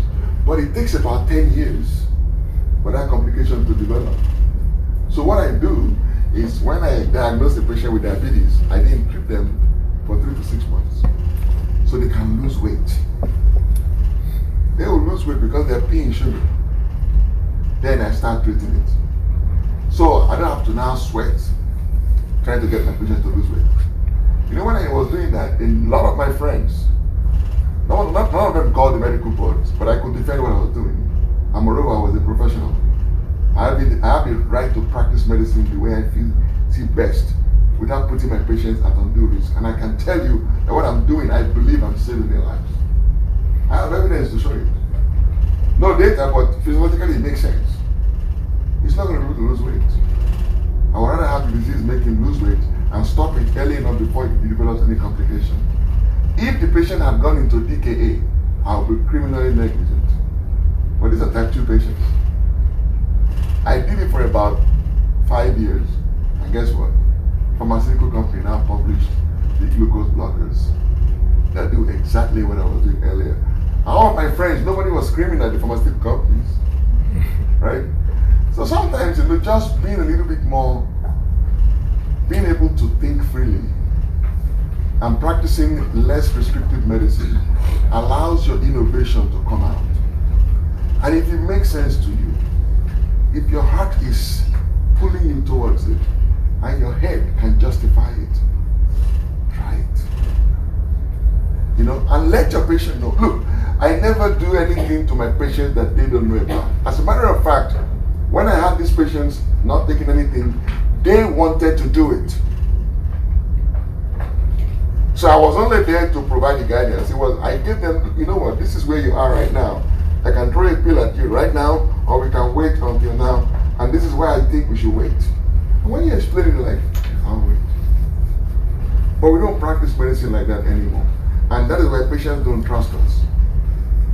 Because we come in with this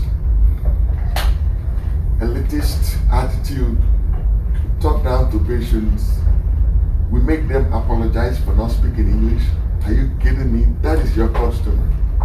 It's your job to engage. Why you make people feel bad for not speaking English? They're not supposed to speak English. If you want them in your clinic, you make room for them.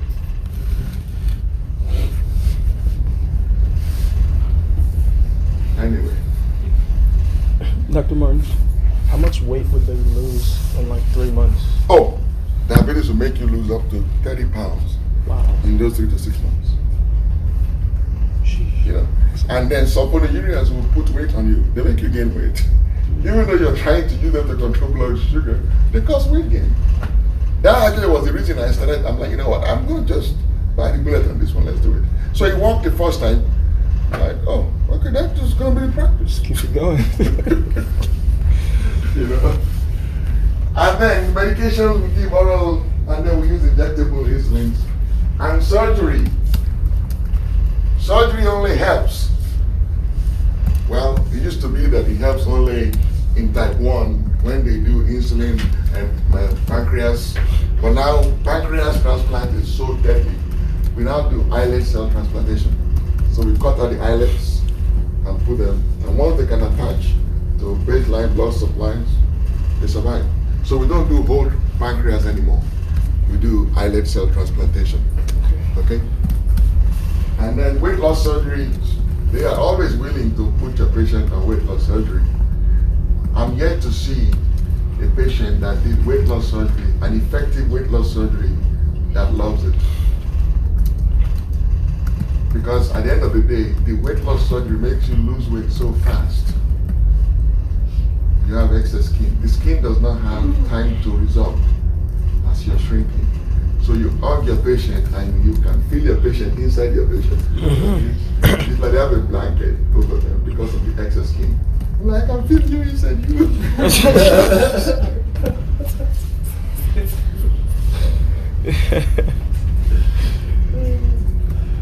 All right, so how do we treat diabetes?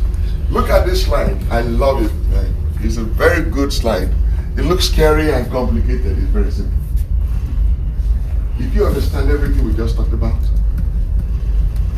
we talked about the liver, insulin, glucagon, gut, right? So this simple slide here, put them, a complicated slide, put them all together. We're talking about hyperglycemia. We're talking about hyperglycemia because some people have hyperglycemia because they can't control their appetite. Some people have hyperglycemia because they're not moving around enough. Some people have hyperglycemia because their adipose tissue is full. Some because they're eating too much. And some because the liver is putting out a lot of sugar, right? So these are the culprit. Our therapy, therefore, has to target these organs. That was where the people that made this diagram, they stopped. I now put things on it because I really like it. You see, when you're able to see it all at once, the differences are clear. You're able to compare and contrast because you see them in one field. So the way I want you to look at it is I label it 1, 2, 3, and 4. And where there are very similar mechanisms but two different drugs, I call it 1A and 1B. So let's start with 1A. If you want the liver, if you want to, hepatic glucose output is a problem in diabetes, in some diabetes, right? Well, let's block that. That is what metformin and the thiazolidinediones do, right?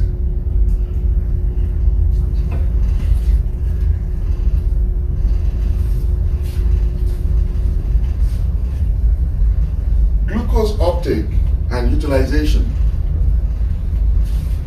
will lower blood glucose, right? If you can increase glucose uptake and utilization by the skeletal muscle, you will decrease blood glucose, right? Again, thiazolidinediones and metformins, they do that. So that's why I call this 1A, 1B.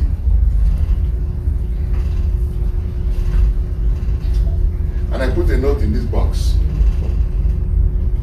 Only metformin and TZDs, that is thiazolidinediones, combine effectively within and across oral medication classes.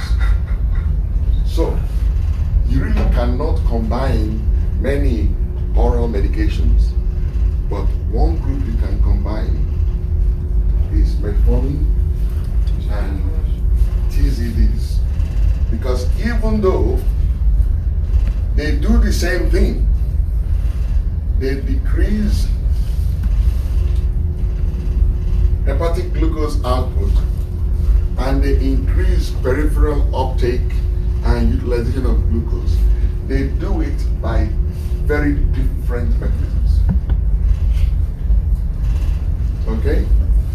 Just like verapamil and atenolol. No, verapamil and amlodipine. They are both calcium channel blockers, but they work very differently, right? And we can combine them, even though they are both calcium channel blockers. Okay. So among the pills that we use for blood sugar control, metformins and TCDs, they work like this, and they can be combined. After that, we can go to the insulin, pancreas. We can stimulate the pancreas to put out more insulin, right? See if we can flog the adipocyte to take in more than they can actually handle, right? And those medications are called insulin secretagogues. Look at all these medicines: sulfonylureas, meglitinides, incretins. They all increase insulin.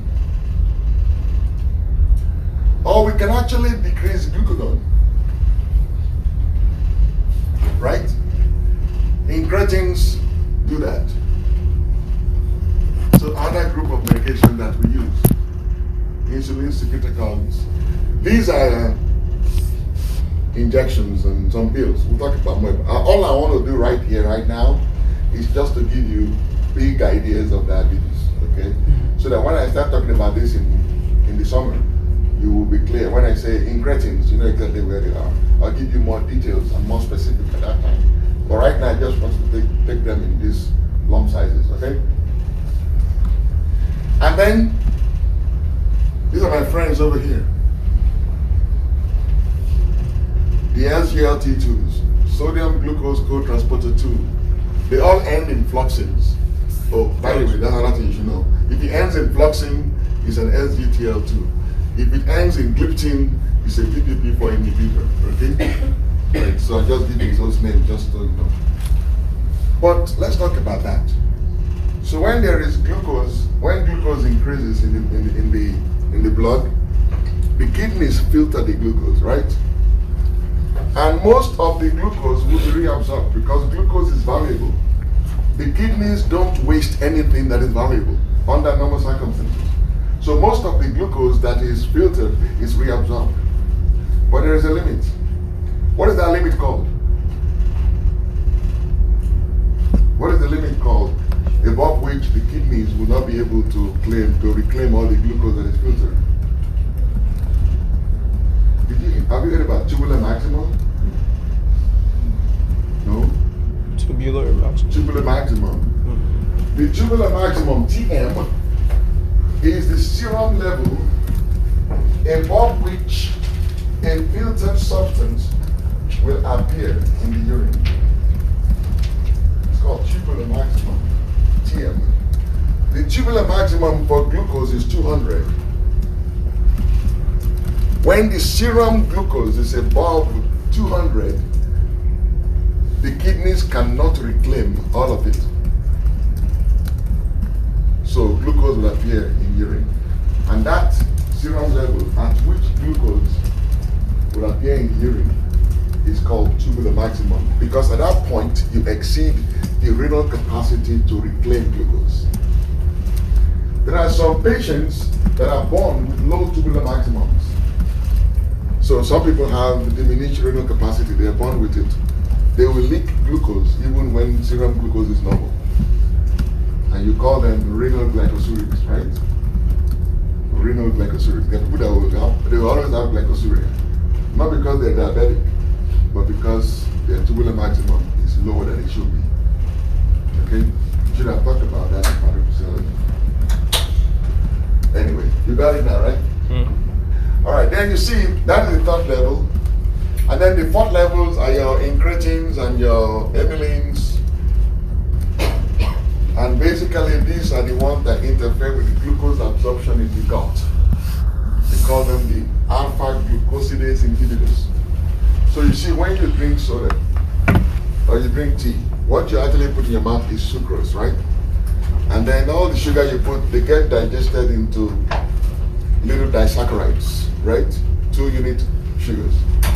Those little disaccharides are digested into glucose, real fine glucose, only at the brush borders. You know what the brush borders are, right? In the intestine, exactly. It's only at the brush borders that glucose is actually formed and reabsorbed.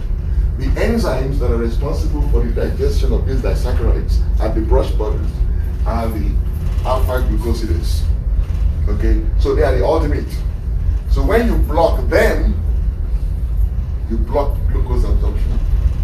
Okay, that's why we give alpha glucosidase inhibitors to diabetics. So these are all the ways in which you can treat diabetes. It's fun. When I graduated medical school, we could only treat diabetes with 2 medicines: metformin and sulfonylureas. That's it. Now we have more medications for diabetes than hypertension. So there is no reason for any of your patients to go around with uncontrolled diabetes under your care. That means you have no idea what you're doing. And you will not be a drug graduate of practical medicine. You will know how to do it, and you will do it within 3 to 6 months. Your patients, you should be able to tell anybody with uncontrolled diabetes that I will get your blood sugar under control in 3 to 6 months, provided you work with me. If you don't work with me, look, I'm not going to take your driver's seat. I'm going to be your passenger, front seat passenger. I'll tell you when to blink and when to turn. I'm not going to take over your life. You want to crash, I'll get off the bus. You can crash. I'm not going to stop you from crashing, that's what you want to do. But I'm going to crash with you. I will not sign your death certificate if you don't listen to me. Okay? Do you know people don't like you saying that? When you tell somebody, I will refuse to sign your death certificate, you bring death up close to them as a reality. And then you're telling them that you'll be so angry with their death that you're not going to honor them in death. Everybody wants to be honored in death. If they tell they will throw your body over, bury you at sea, you will beg that person, please don't bury me at sea. Even though you're dead, you're not going to feel it. But we have a need as human beings to be buried in honor. So when you tell people, if you don't work with me, if you keep doing this, not only will I disengage my care, and if the plan will not let me do it, I will not sign a death certificate. And they know they can't be buried. Believe me, it works. But don't go around threatening anybody that. You know, but you see this big diagram, it looks complicated, right? But you can understand it now, right? I hope you can. I'm not going to test you on anything on here, but I just wanted to put all the medicine we use for diabetes on a single slide for you to be able to see similarities and differences. Insulin. This medication here has saved a lot of lives. Invariably, about a third of the diabetic patients, even type 2, will need insulin. There are all kinds of insulin. There are ultra short-acting, long-acting insulin. And the way it works is we try to actually mimic the natural synthesis and secretion of insulin in the body. And the way we try to do it is we tell the patient, okay, you see in your body, all of you, you have a basal level of insulin. Then depending on how much you eat, how often you eat, you get spikes of insulin.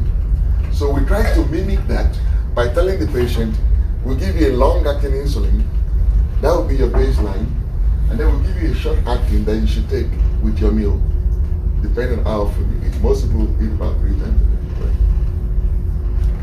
So that is how we classify insulin. So you see, Aspart, Lispro, and Lovicin, they are really relatively new products. They are called ultra short acting because they're done within 4 hours.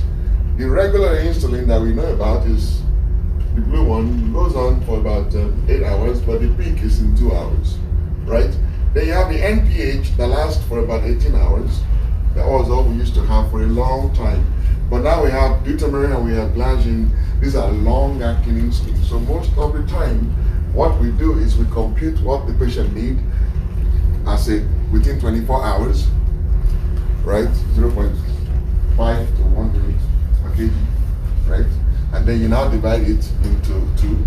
You give half as baseline, and then you distribute the other half over the course of the meal.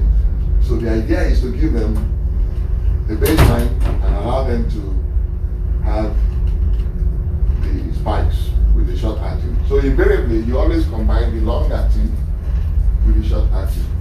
NPH is considered intermediate acting. Okay?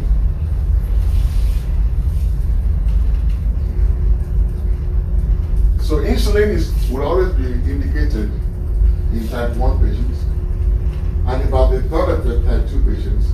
And whenever you have to give somebody more than 3 medications for blood sugar control, you should think about insulin. Okay? If your patient is taking 4 medications and they are not controlled, you should think this patient needs insulin. Most people don't like insulin. Hispanic patients believe that insulin makes you go blind because many times in the old days, we use insulin only for complicated advanced diseases. So most patients that got placed on insulin went blind because of diabetes. But the community associated the insulin with blindness. So many times they don't want to take insulin. Like, no, insulin does not make you go blind. You explain to them and then try to get them to do what they need to do. You don't control diabetes because people with a lot of pain. What does control mean? You want to keep random under 200? You want to keep fasting under 120? You want to keep A1C under 7? And you want to control blood pressure? Let me ask you something. If you must choose between blood sugar control and blood pressure control, you shouldn't choose. So this is very hypothetical. If you must choose to control blood sugar or blood pressure in a diabetic patient, which ones should you choose to control that will save the patient the most? Is it blood sugar or blood pressure? Blood pressure. Yeah. Studies have shown that blood pressure control is more important in diabetics than blood sugar control. Okay? You shouldn't choose, but if you must choose, if you must overlook something, if you're having trouble getting your patient to control blood sugar and blood pressure, and you can only get them to agree to do one thing, blood pressure is where you get more bang for your buck. Right? Look at the complications. Everything we already talked about. All the complications of diabetes are related to, not all, most of the complications of diabetes are related to atherosclerosis, the peripheral neuropathy, the nephropathy, the strokes, the heart attacks, the peripheral artery disease, even the diabetic retinopathy. They're all related to atherosclerosis. Cataracts, glaucoma, even diabetic foot. Cataract, the eye complications are the exception. All the complications of diabetes are related to atherosclerosis. Okay? Questions? All right, moving on. Hypertension. Hypertension is a sustained elevation in blood pressure. Notice the keyword there, sustained. So if I'm seeing you for the first time and I measure your blood pressure and blood pressure is high, it is wrong for me to call you hypertensive because hypertension is a sustained elevation. You have to have multiple readings. Now the question is, what should be the interval? So if I take Christian's blood pressure right now, and no, God forbid. I take a patient's blood pressure right now, or somebody's blood pressure right now, and the blood pressure is 180 over 120. Well, I can't call that, technically I cannot call that person hypertensive, because I'm just seeing them. But can I send them home and bring them back in 3 months? Well, it's too high, right? 180 over 120, you have him sit in the corner and you repeat it in an hour. If you repeat it in an hour, and the blood pressure is still 180 over 110, that person has hypertension. Okay? But don't do it when the patient has just done cocaine, right? Okay. But supposing the blood pressure was 160 over 110, do I have to hold him and measure it in 30 minutes? If the blood pressure was 160 over 100, do I have to keep him and say, wait, I have to take it again? Do I have to do that? No, I can do it in a week, right? So you see, we call it sustained because you have to do repeated measures. But the interval depends on the level of the blood pressure. If the level is so high, like 160 over 120, you want to do it the same day, multiple readings. If it's like 150 over 100, 160 over 102, you can bring the patient back in 1 week. If it is like 148 over 99, you bring them back in 2 months. So the key word there is it's got to be a sustained elevation. Okay? The blood pressure is interesting, right? Everything is always changing. If you take a population, there are people that have very high blood pressures, people that have low blood pressure, and most people have blood pressure in the middle. What is interesting is that there is no blood pressure level at which the cardiovascular risk is 0. There is risk for cardiovascular disease at every blood pressure level. There is no safe blood pressure. You know, we die because we breathe oxygen, right? You know that. You know that. If we didn't have to breathe oxygen, humans would live a long time. All those oxygen radicals that cause the body to break down, if we didn't burn oxygen, we won't be needing to deal with them. We will not need antioxidants, right? But because we are oxygen breathing species, we have all these oxygen radicals that cause us to age as well.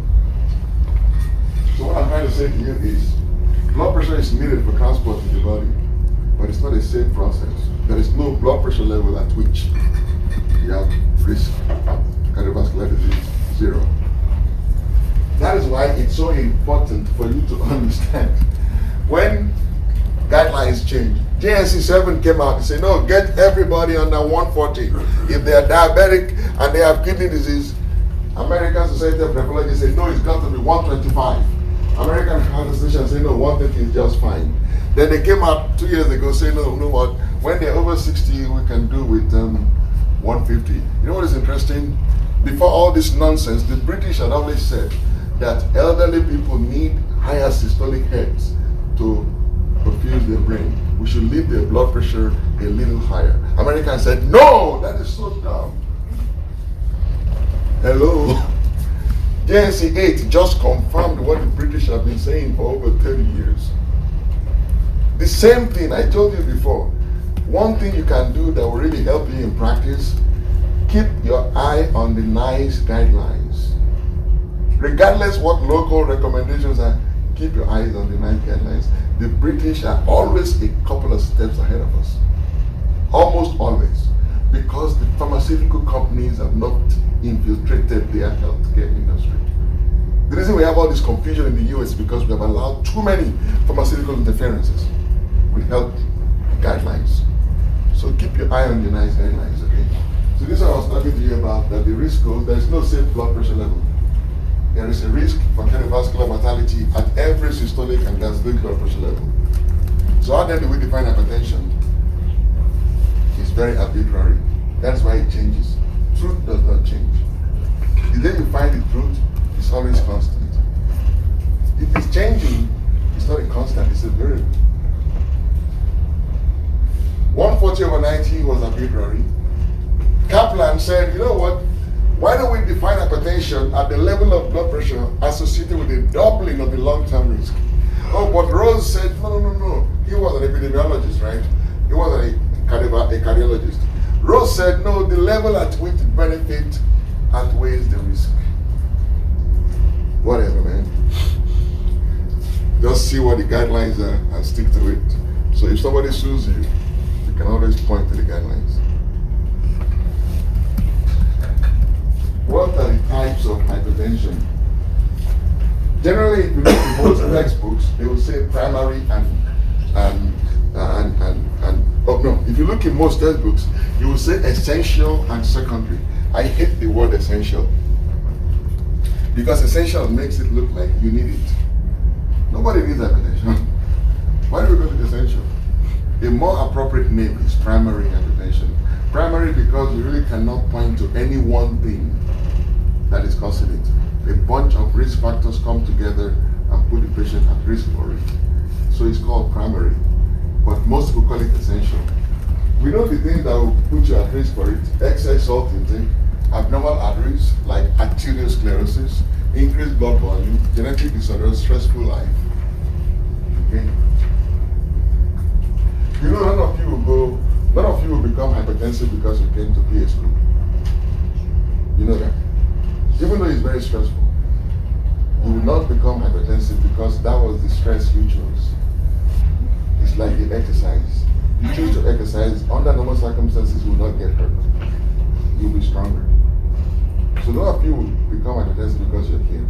But if your boyfriend forced you here, or your parent forced you here, and you're here every day and you really don't want to be here, you can become hypertensive in PA school. Okay, so stress is in the eye of the beholder. If stress is really an absolute cause of death, there will be nobody left on the continent of Africa. And parents will not survive, and I will not be here. Stress has a lot to do with perception, the way you see it. And then there are secondary causes of hypertension. Why is it important to make the distinction? Because secondary you can kill.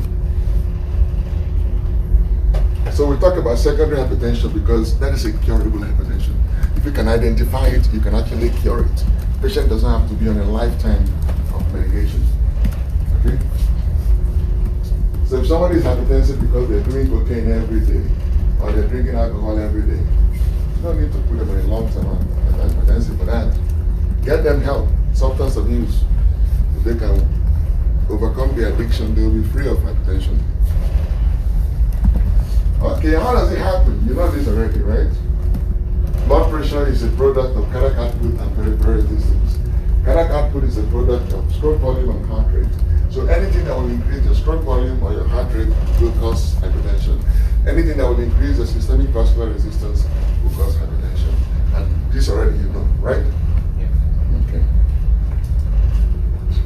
And I told you this already. Look at the patterns of hypertension. In young people, you get combined systolic and diastolic hypertension. In old people, you get mostly isolated systolic hypertension. You see that, right? As you grow older, your diastolic blood pressure falls. Right? So you get isolated. Young, overweight people get isolated diastolic hypertension. Right? Young people, isolated diastolic hypertension. Old people get isolated systolic hypertension. So this is just telling you about the prevalence of different kinds of hypertension. You understand that slide, right? It's clear to you. Everything we just talked about. Elderly folks get, the older you get, the more likely you will have isolated systolic hypertension. The blue, right? But maybe I should help you understand. You're looking confused. Between the ages of 30 to 39, these are all the hypertensives. The yellow are those with elevated diastolic blood pressure, but normal systolic. You see there's a lot.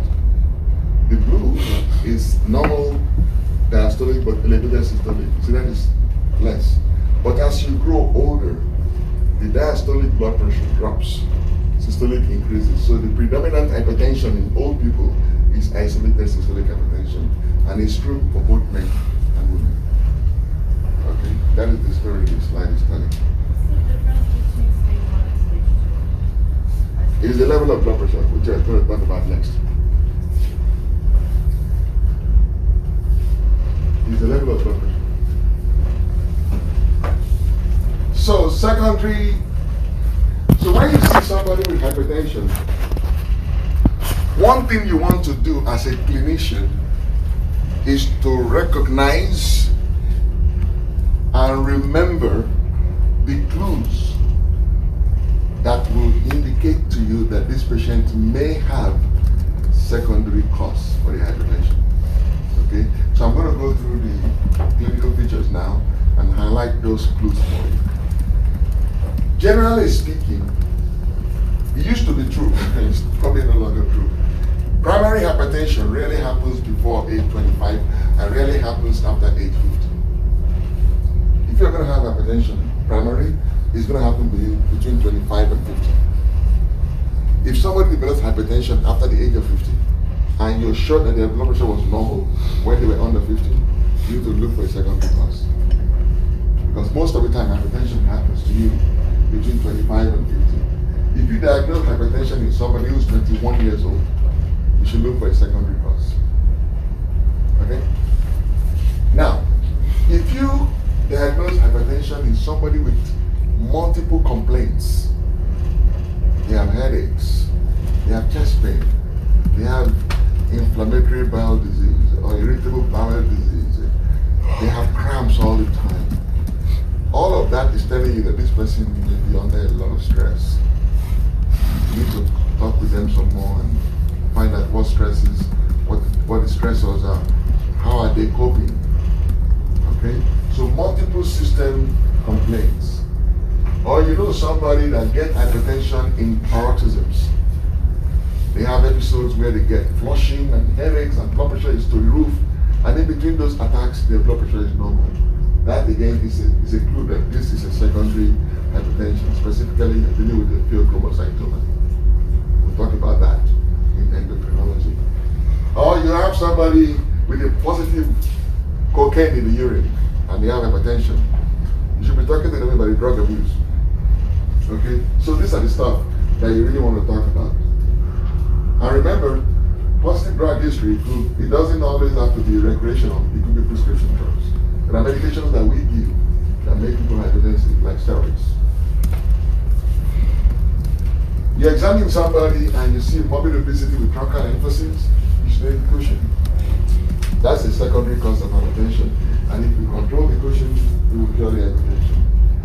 You examine somebody and you see radial delay or radiofemoral delay, you're dealing with coarctation. You will present with hypertension. But your physical examination will tell you this is a secondary hypertension because if you fix the coarctation, you will cure the blood pressure. Yes. Radial. Oh, you can talk about this in physical diagnosis. When you feel the two radial pulses, they should hit the ballpoint per finger at the same time. If they're hitting it at different times, there is coarctation. Usually pre-doctoral. It's just the radial part that's working. Yeah, it's radial or radiofemoral. Whether you get radial or radiofemoral delay depends on whether the coarctation is pre-ductal or post-ductal. You remember the pre-ductal and post-ductal in congenital heart disease? Okay. Or you examine somebody and you find bilateral flank masses. Again, flank masses mean adrenal tumors, right? They will cause hypertension. Or you examine somebody and you could get a bruit. Not brute. Bruit is French. So put your stethoscope. That's why when you listen for bowel sounds, you should also put your stethoscope in between the xiphoid process and the umbilicus and press it down to see whether you hear that peaceful that we call abdominal bruit. That is really a sign of, again, coarctation or obstruction in the aorta. It is more significant if it has a diastolic component. Okay? I already told you, diagnosis of hypertension requires multiple measurements. You should always supplement your in-office reading with one out-of-office reading. And don't be too quick to call people hypertensive. Measure blood pressure, not with the patient back unsupported, feet suspended. No. Blood pressure should be measured with the patient feet on the floor, back supported, seated, and it should be measured in the brachial artery, right? The farther away from the heart, the higher the blood pressure. So blood pressure is higher in the digits than it is at the wrist.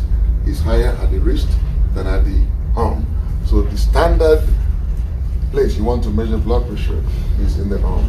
Your patients will go and get all these fancy, crazy things from China that measure blood pressure in the digits, and they will call you crazy, like, "Doctor, my blood pressure is high. What can I do?" I'm like, "What are you using to measure your blood pressure?" "My machine." "Where are you measuring from?" "My finger." "Throw it in the trash and leave me alone."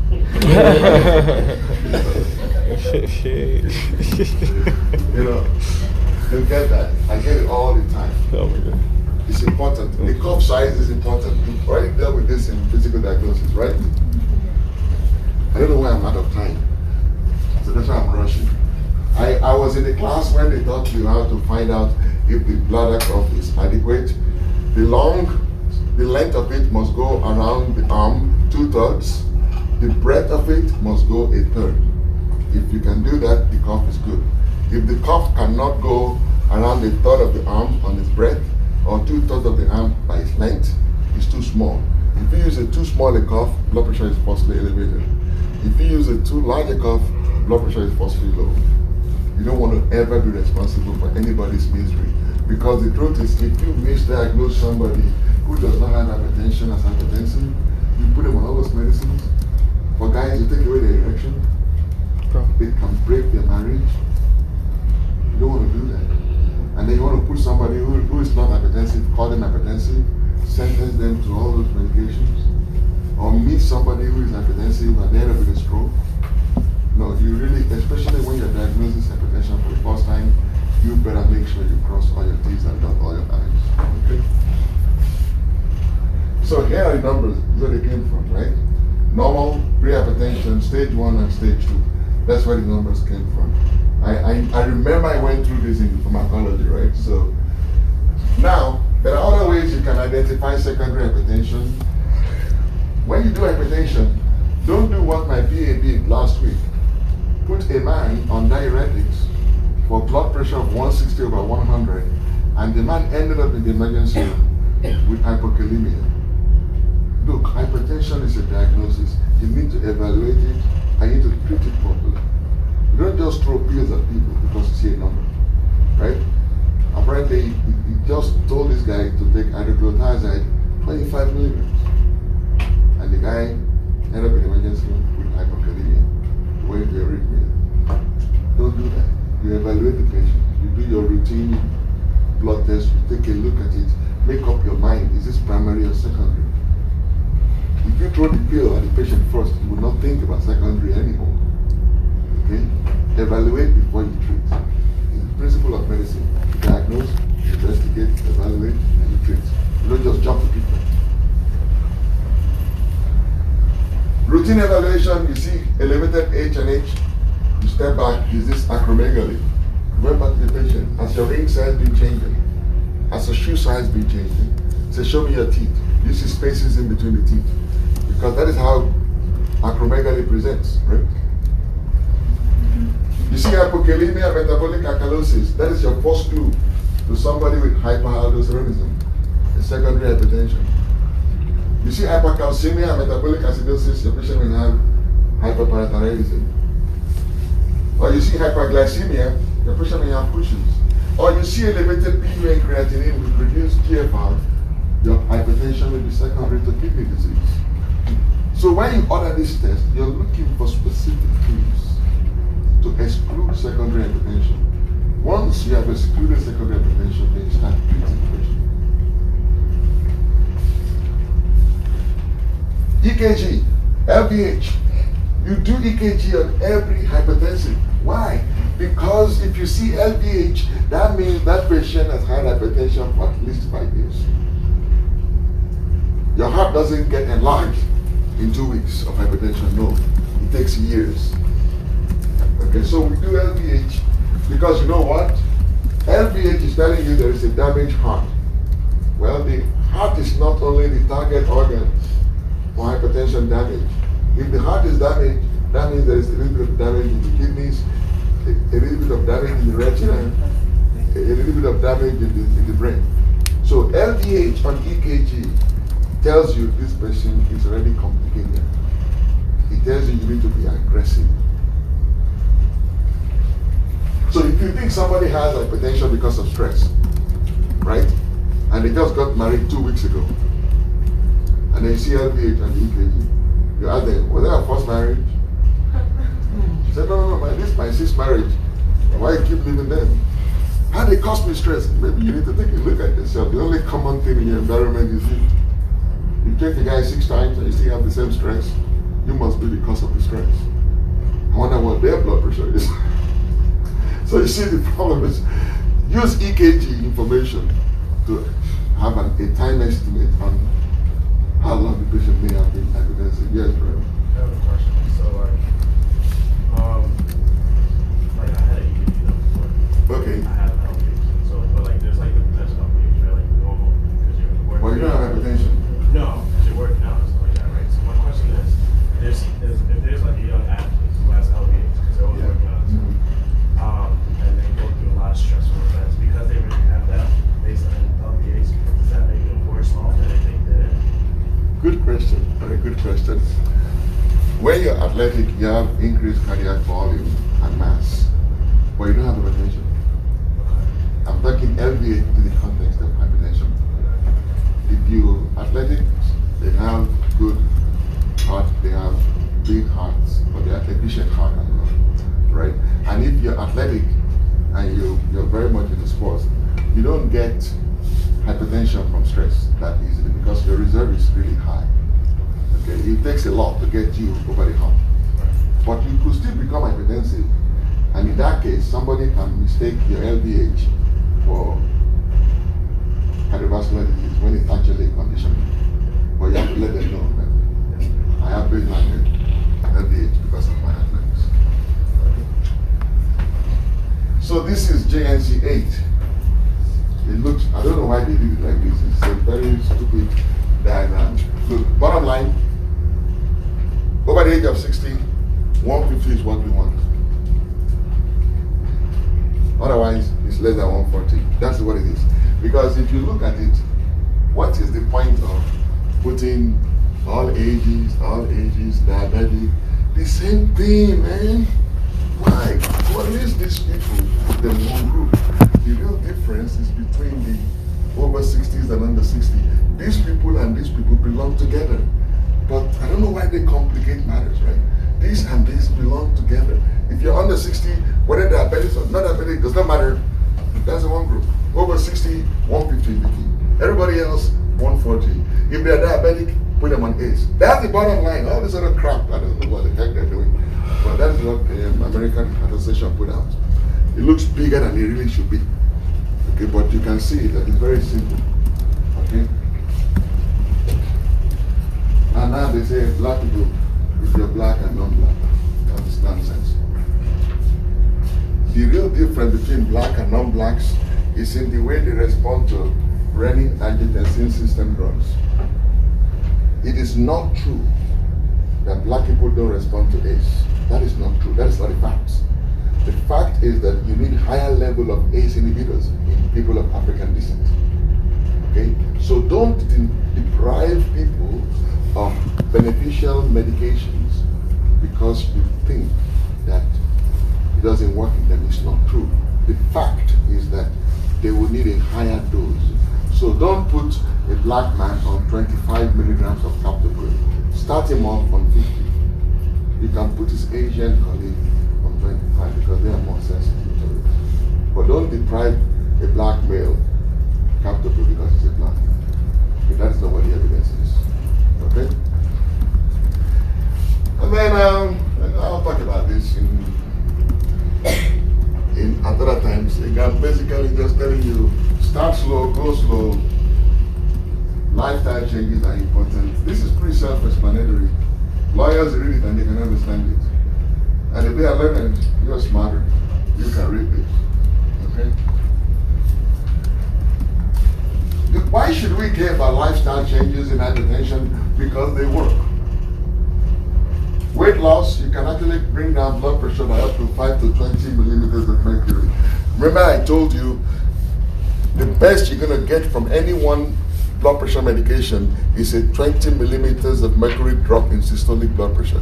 You can get exactly the same thing with a 10 pound, 22 pound cake weight loss. Okay? Regular activity, exercise, 4 to 9. Dietary self-restriction, 2 to 8. Moderation of alcohol intake, 2 to 4. So everything adds up. Okay? This is a table that I used to kind of just tell you, like I did the, oh my goodness. Okay. I'm going to be over by 10 minutes. All right, so,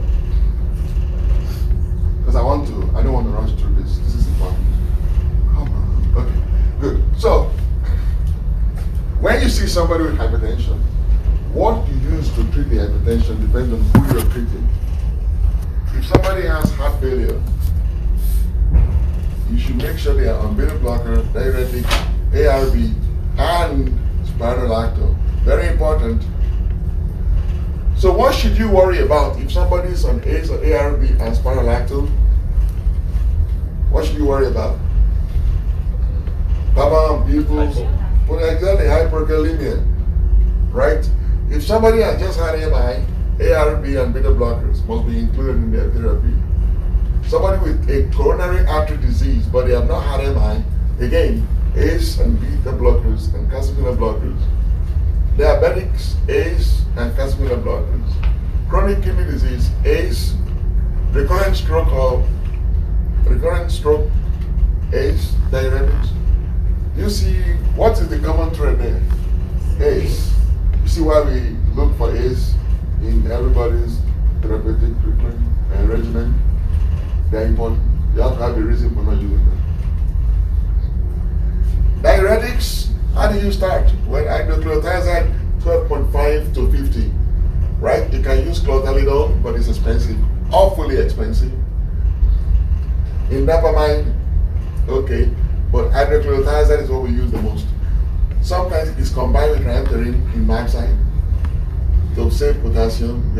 We did that in pharmacology, so just know diuretics, ACE inhibitors. Now, one thing I want to, and I already told you, vasodilators, hydrolazine. What must you give when you give hydrolazine? Tell me, what must you give along with hydrolazine? If you have to give somebody hydrolazine, you must always give them beta blocker. Remember that tachycardia I told you? That if you give hydrolazine, it's a direct vasodilator. Because it's a direct vasodilator, it decreases the peripheral resistance, right? And to maintain the blood pressure, the body then increases the heart rate, right? So if you don't give beta blocker, you will not get the full benefit of hydrolazine. So whenever you give hydrolazine, you must give the beta blocker and a water pill. Yeah, we talk about this in pharmacology. You can never forget that.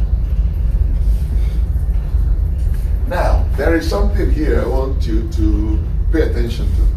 You see, losartan, see what it says? Losartan lowers uric acid level.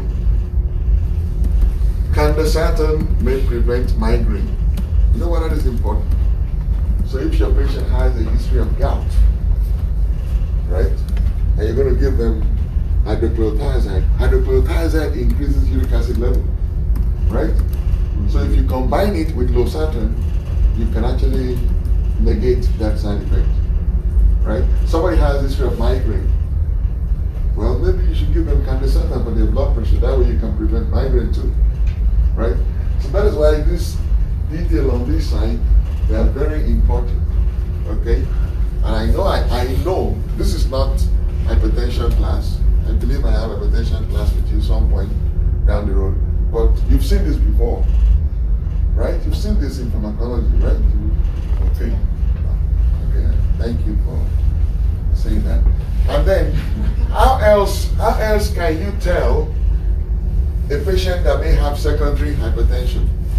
If your patient is taking 3 or more medication and their blood pressure is not controlled, you should step back and look for a secondary cause. Okay? Or you give somebody 50 milligrams of captopril and they pass out on the first dose because their blood pressure drops. That means they're super sensitive to ACE. That means they have a secondary hypertension. Because remember, when you have renal hypertension, it is driven primarily by the renin-angiotensin system. That's the only thing driving it. So if you block that system, the blood pressure crashes. If somebody has that kind of response, instead of having a 20 millimeters of mercury drop in systolic blood pressure, they get a 50 millimeters of mercury drop with just a low dose of captopril. That is super sensitivity to renin-angiotensin system blockade. That should clue you that there is a kidney disease you need to worry about, usually renovascular disease. and it can be treated with little surgery. Or you give somebody beta blocker, and instead of their blood pressure going down, it goes up. How could that happen? How do you give somebody beta blocker and cause an increase in blood pressure? Very. How does that happen? There is a tumor called pheochromocytoma, right? It puts out norepinephrines and epinephrines. Whenever it does that, the epinephrine and norepinephrine will stimulate the alpha receptors, cause vasoconstriction, eliminating blood pressure, right? It stimulates the beta 1 receptor and causes tachycardia, eliminating blood pressure. But it also stimulates the beta 2 receptors and causes decrease in peripheral resistance. And the patient's blood pressure is usually a mean of those two processes, the average of those two processes. If you now give the patient a beta blocker, what you now do is to cause an unopposed alpha response, because the beta 2 receptors that were counteracting the effect of alpha 1 receptors are doing the patient service. When you now block the beta 2 receptors, you leave the alpha receptors unopposed. So the unopposed alpha effect will make the blood pressure go higher with a beta blocker. You understand it? Everybody good with that?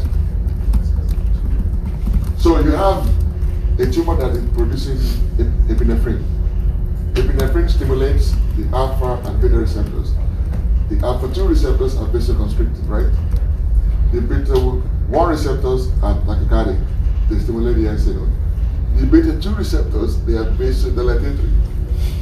So they counteract the alpha effect. So what your patient will present with is elevated blood pressure that is a reflection of the alpha 1 vasoconstricting effect and beta 2 vasodilatory effect. When you now give a beta blocker, you block the beta 2 receptors. You leave the alpha 1 unopposed.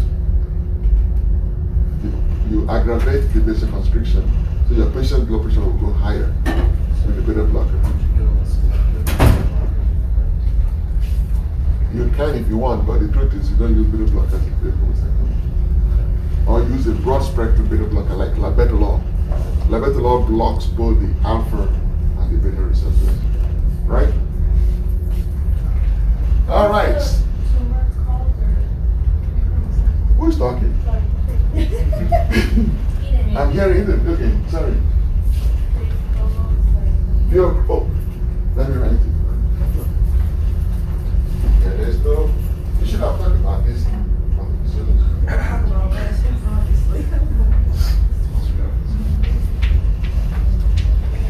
Depending on which book you read, some people just put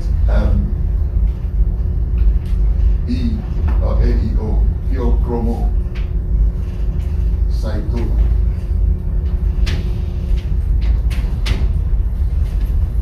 It's a tumor of the adrenals. So it's PHAEO or PHEO, pheochromocytoma. Okay? It's a tumor of the adrenals that puts out catecholamines. Okay? It's a cause of secondary hypertension. Now, this is my second to the last slide, because I'm not going to dwell too much on the rest of this. And this is my most important slide. I need you to know how to use blood pressure medicines. There's a lot of them out there. 2/3 of your patients with hypertension will need 2 to 3 medications. 2/3 of your patients will need 2 to 3 medications. So you have to learn how to combine them. Always combine diuretics with ACE or ARBs. You can add calcium channel blockers and you can add alpha 1 blockers. That is perfect. They will give you an additive response, and your patient will love you because you will control their blood pressure. When they are stage 1, start with 1. When they are stage 2, start with 2 medications. Diuretics, you can use an ACE or an ARB. Never use ACE and ARB together. Don't. You never block the same system with two different medicines. It does not make sense. You can combine alpha 1 blockers and beta 1 blockers and diuretics. That is fine too. You can combine alpha 2 agonists, calcitonin blockers, and diuretics. That is fine. You can combine dihydropyridines, calcitonin blockers with non-dihydropyridines. So you can give somebody amlodipine and verapamil. That is fine. You can give somebody felodipine and diltiazem. That is fine. You can combine all these. Don't ever combine ACE inhibitors and beta blockers unless in patients that have already had heart attack or heart disease. That is the only time. And the only reason you would do it is because it improves cardiac remodeling and helps the patient. But for blood pressure control by itself, do not use ACE and beta blockers. For blood pressure control by itself, do not use ARB and beta blockers because it blocks the same system. The renin-angiotensin system is regulated by the sympathetic nervous system. So if you block the beta receptors, why do you want to block the renin-angiotensin system again? Don't combine alpha 1 blockers and alpha 2 agonists. And don't combine alpha 2 agonists and beta blockers. So don't give somebody clonidine and atenolol. What's the point? You're blocking the central nervous system centrally with clonidine. Why are you blocking it peripherally again with beta blocker? It's not going to help your patient. You're going to increase cost and you're not going to control anybody's blood pressure. That is not good. I will test this like crazy in your exam. So you better make sure you understand this very well. Come to me if you have any questions. But I'm not telling you anything new. Everything I'm talking about, we already talked about in pharmacology. So you can refer to the same slide. Make sure you know this.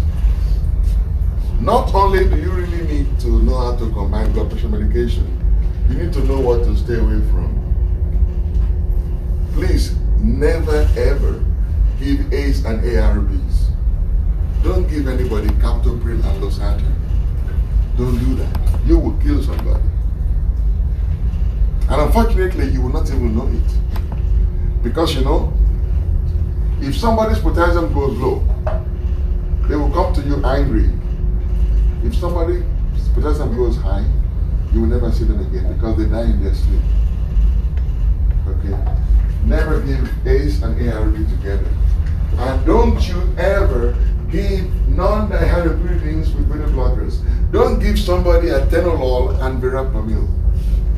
Don't give somebody labetalol and diltiazem. It will stop their heart. You give them a heart block. We talk about that in pharmacology. We talk about it in electrocardiography, EKG. Remember it. That is why it's important.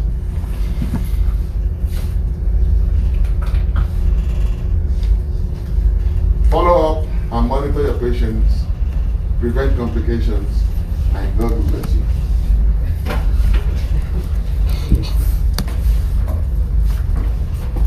Any question? I'm sorry I went over. It's the first time I'm gone over with you guys. I promise I'll try not to go over again. Any question? You're good? Talk to me. Yeah.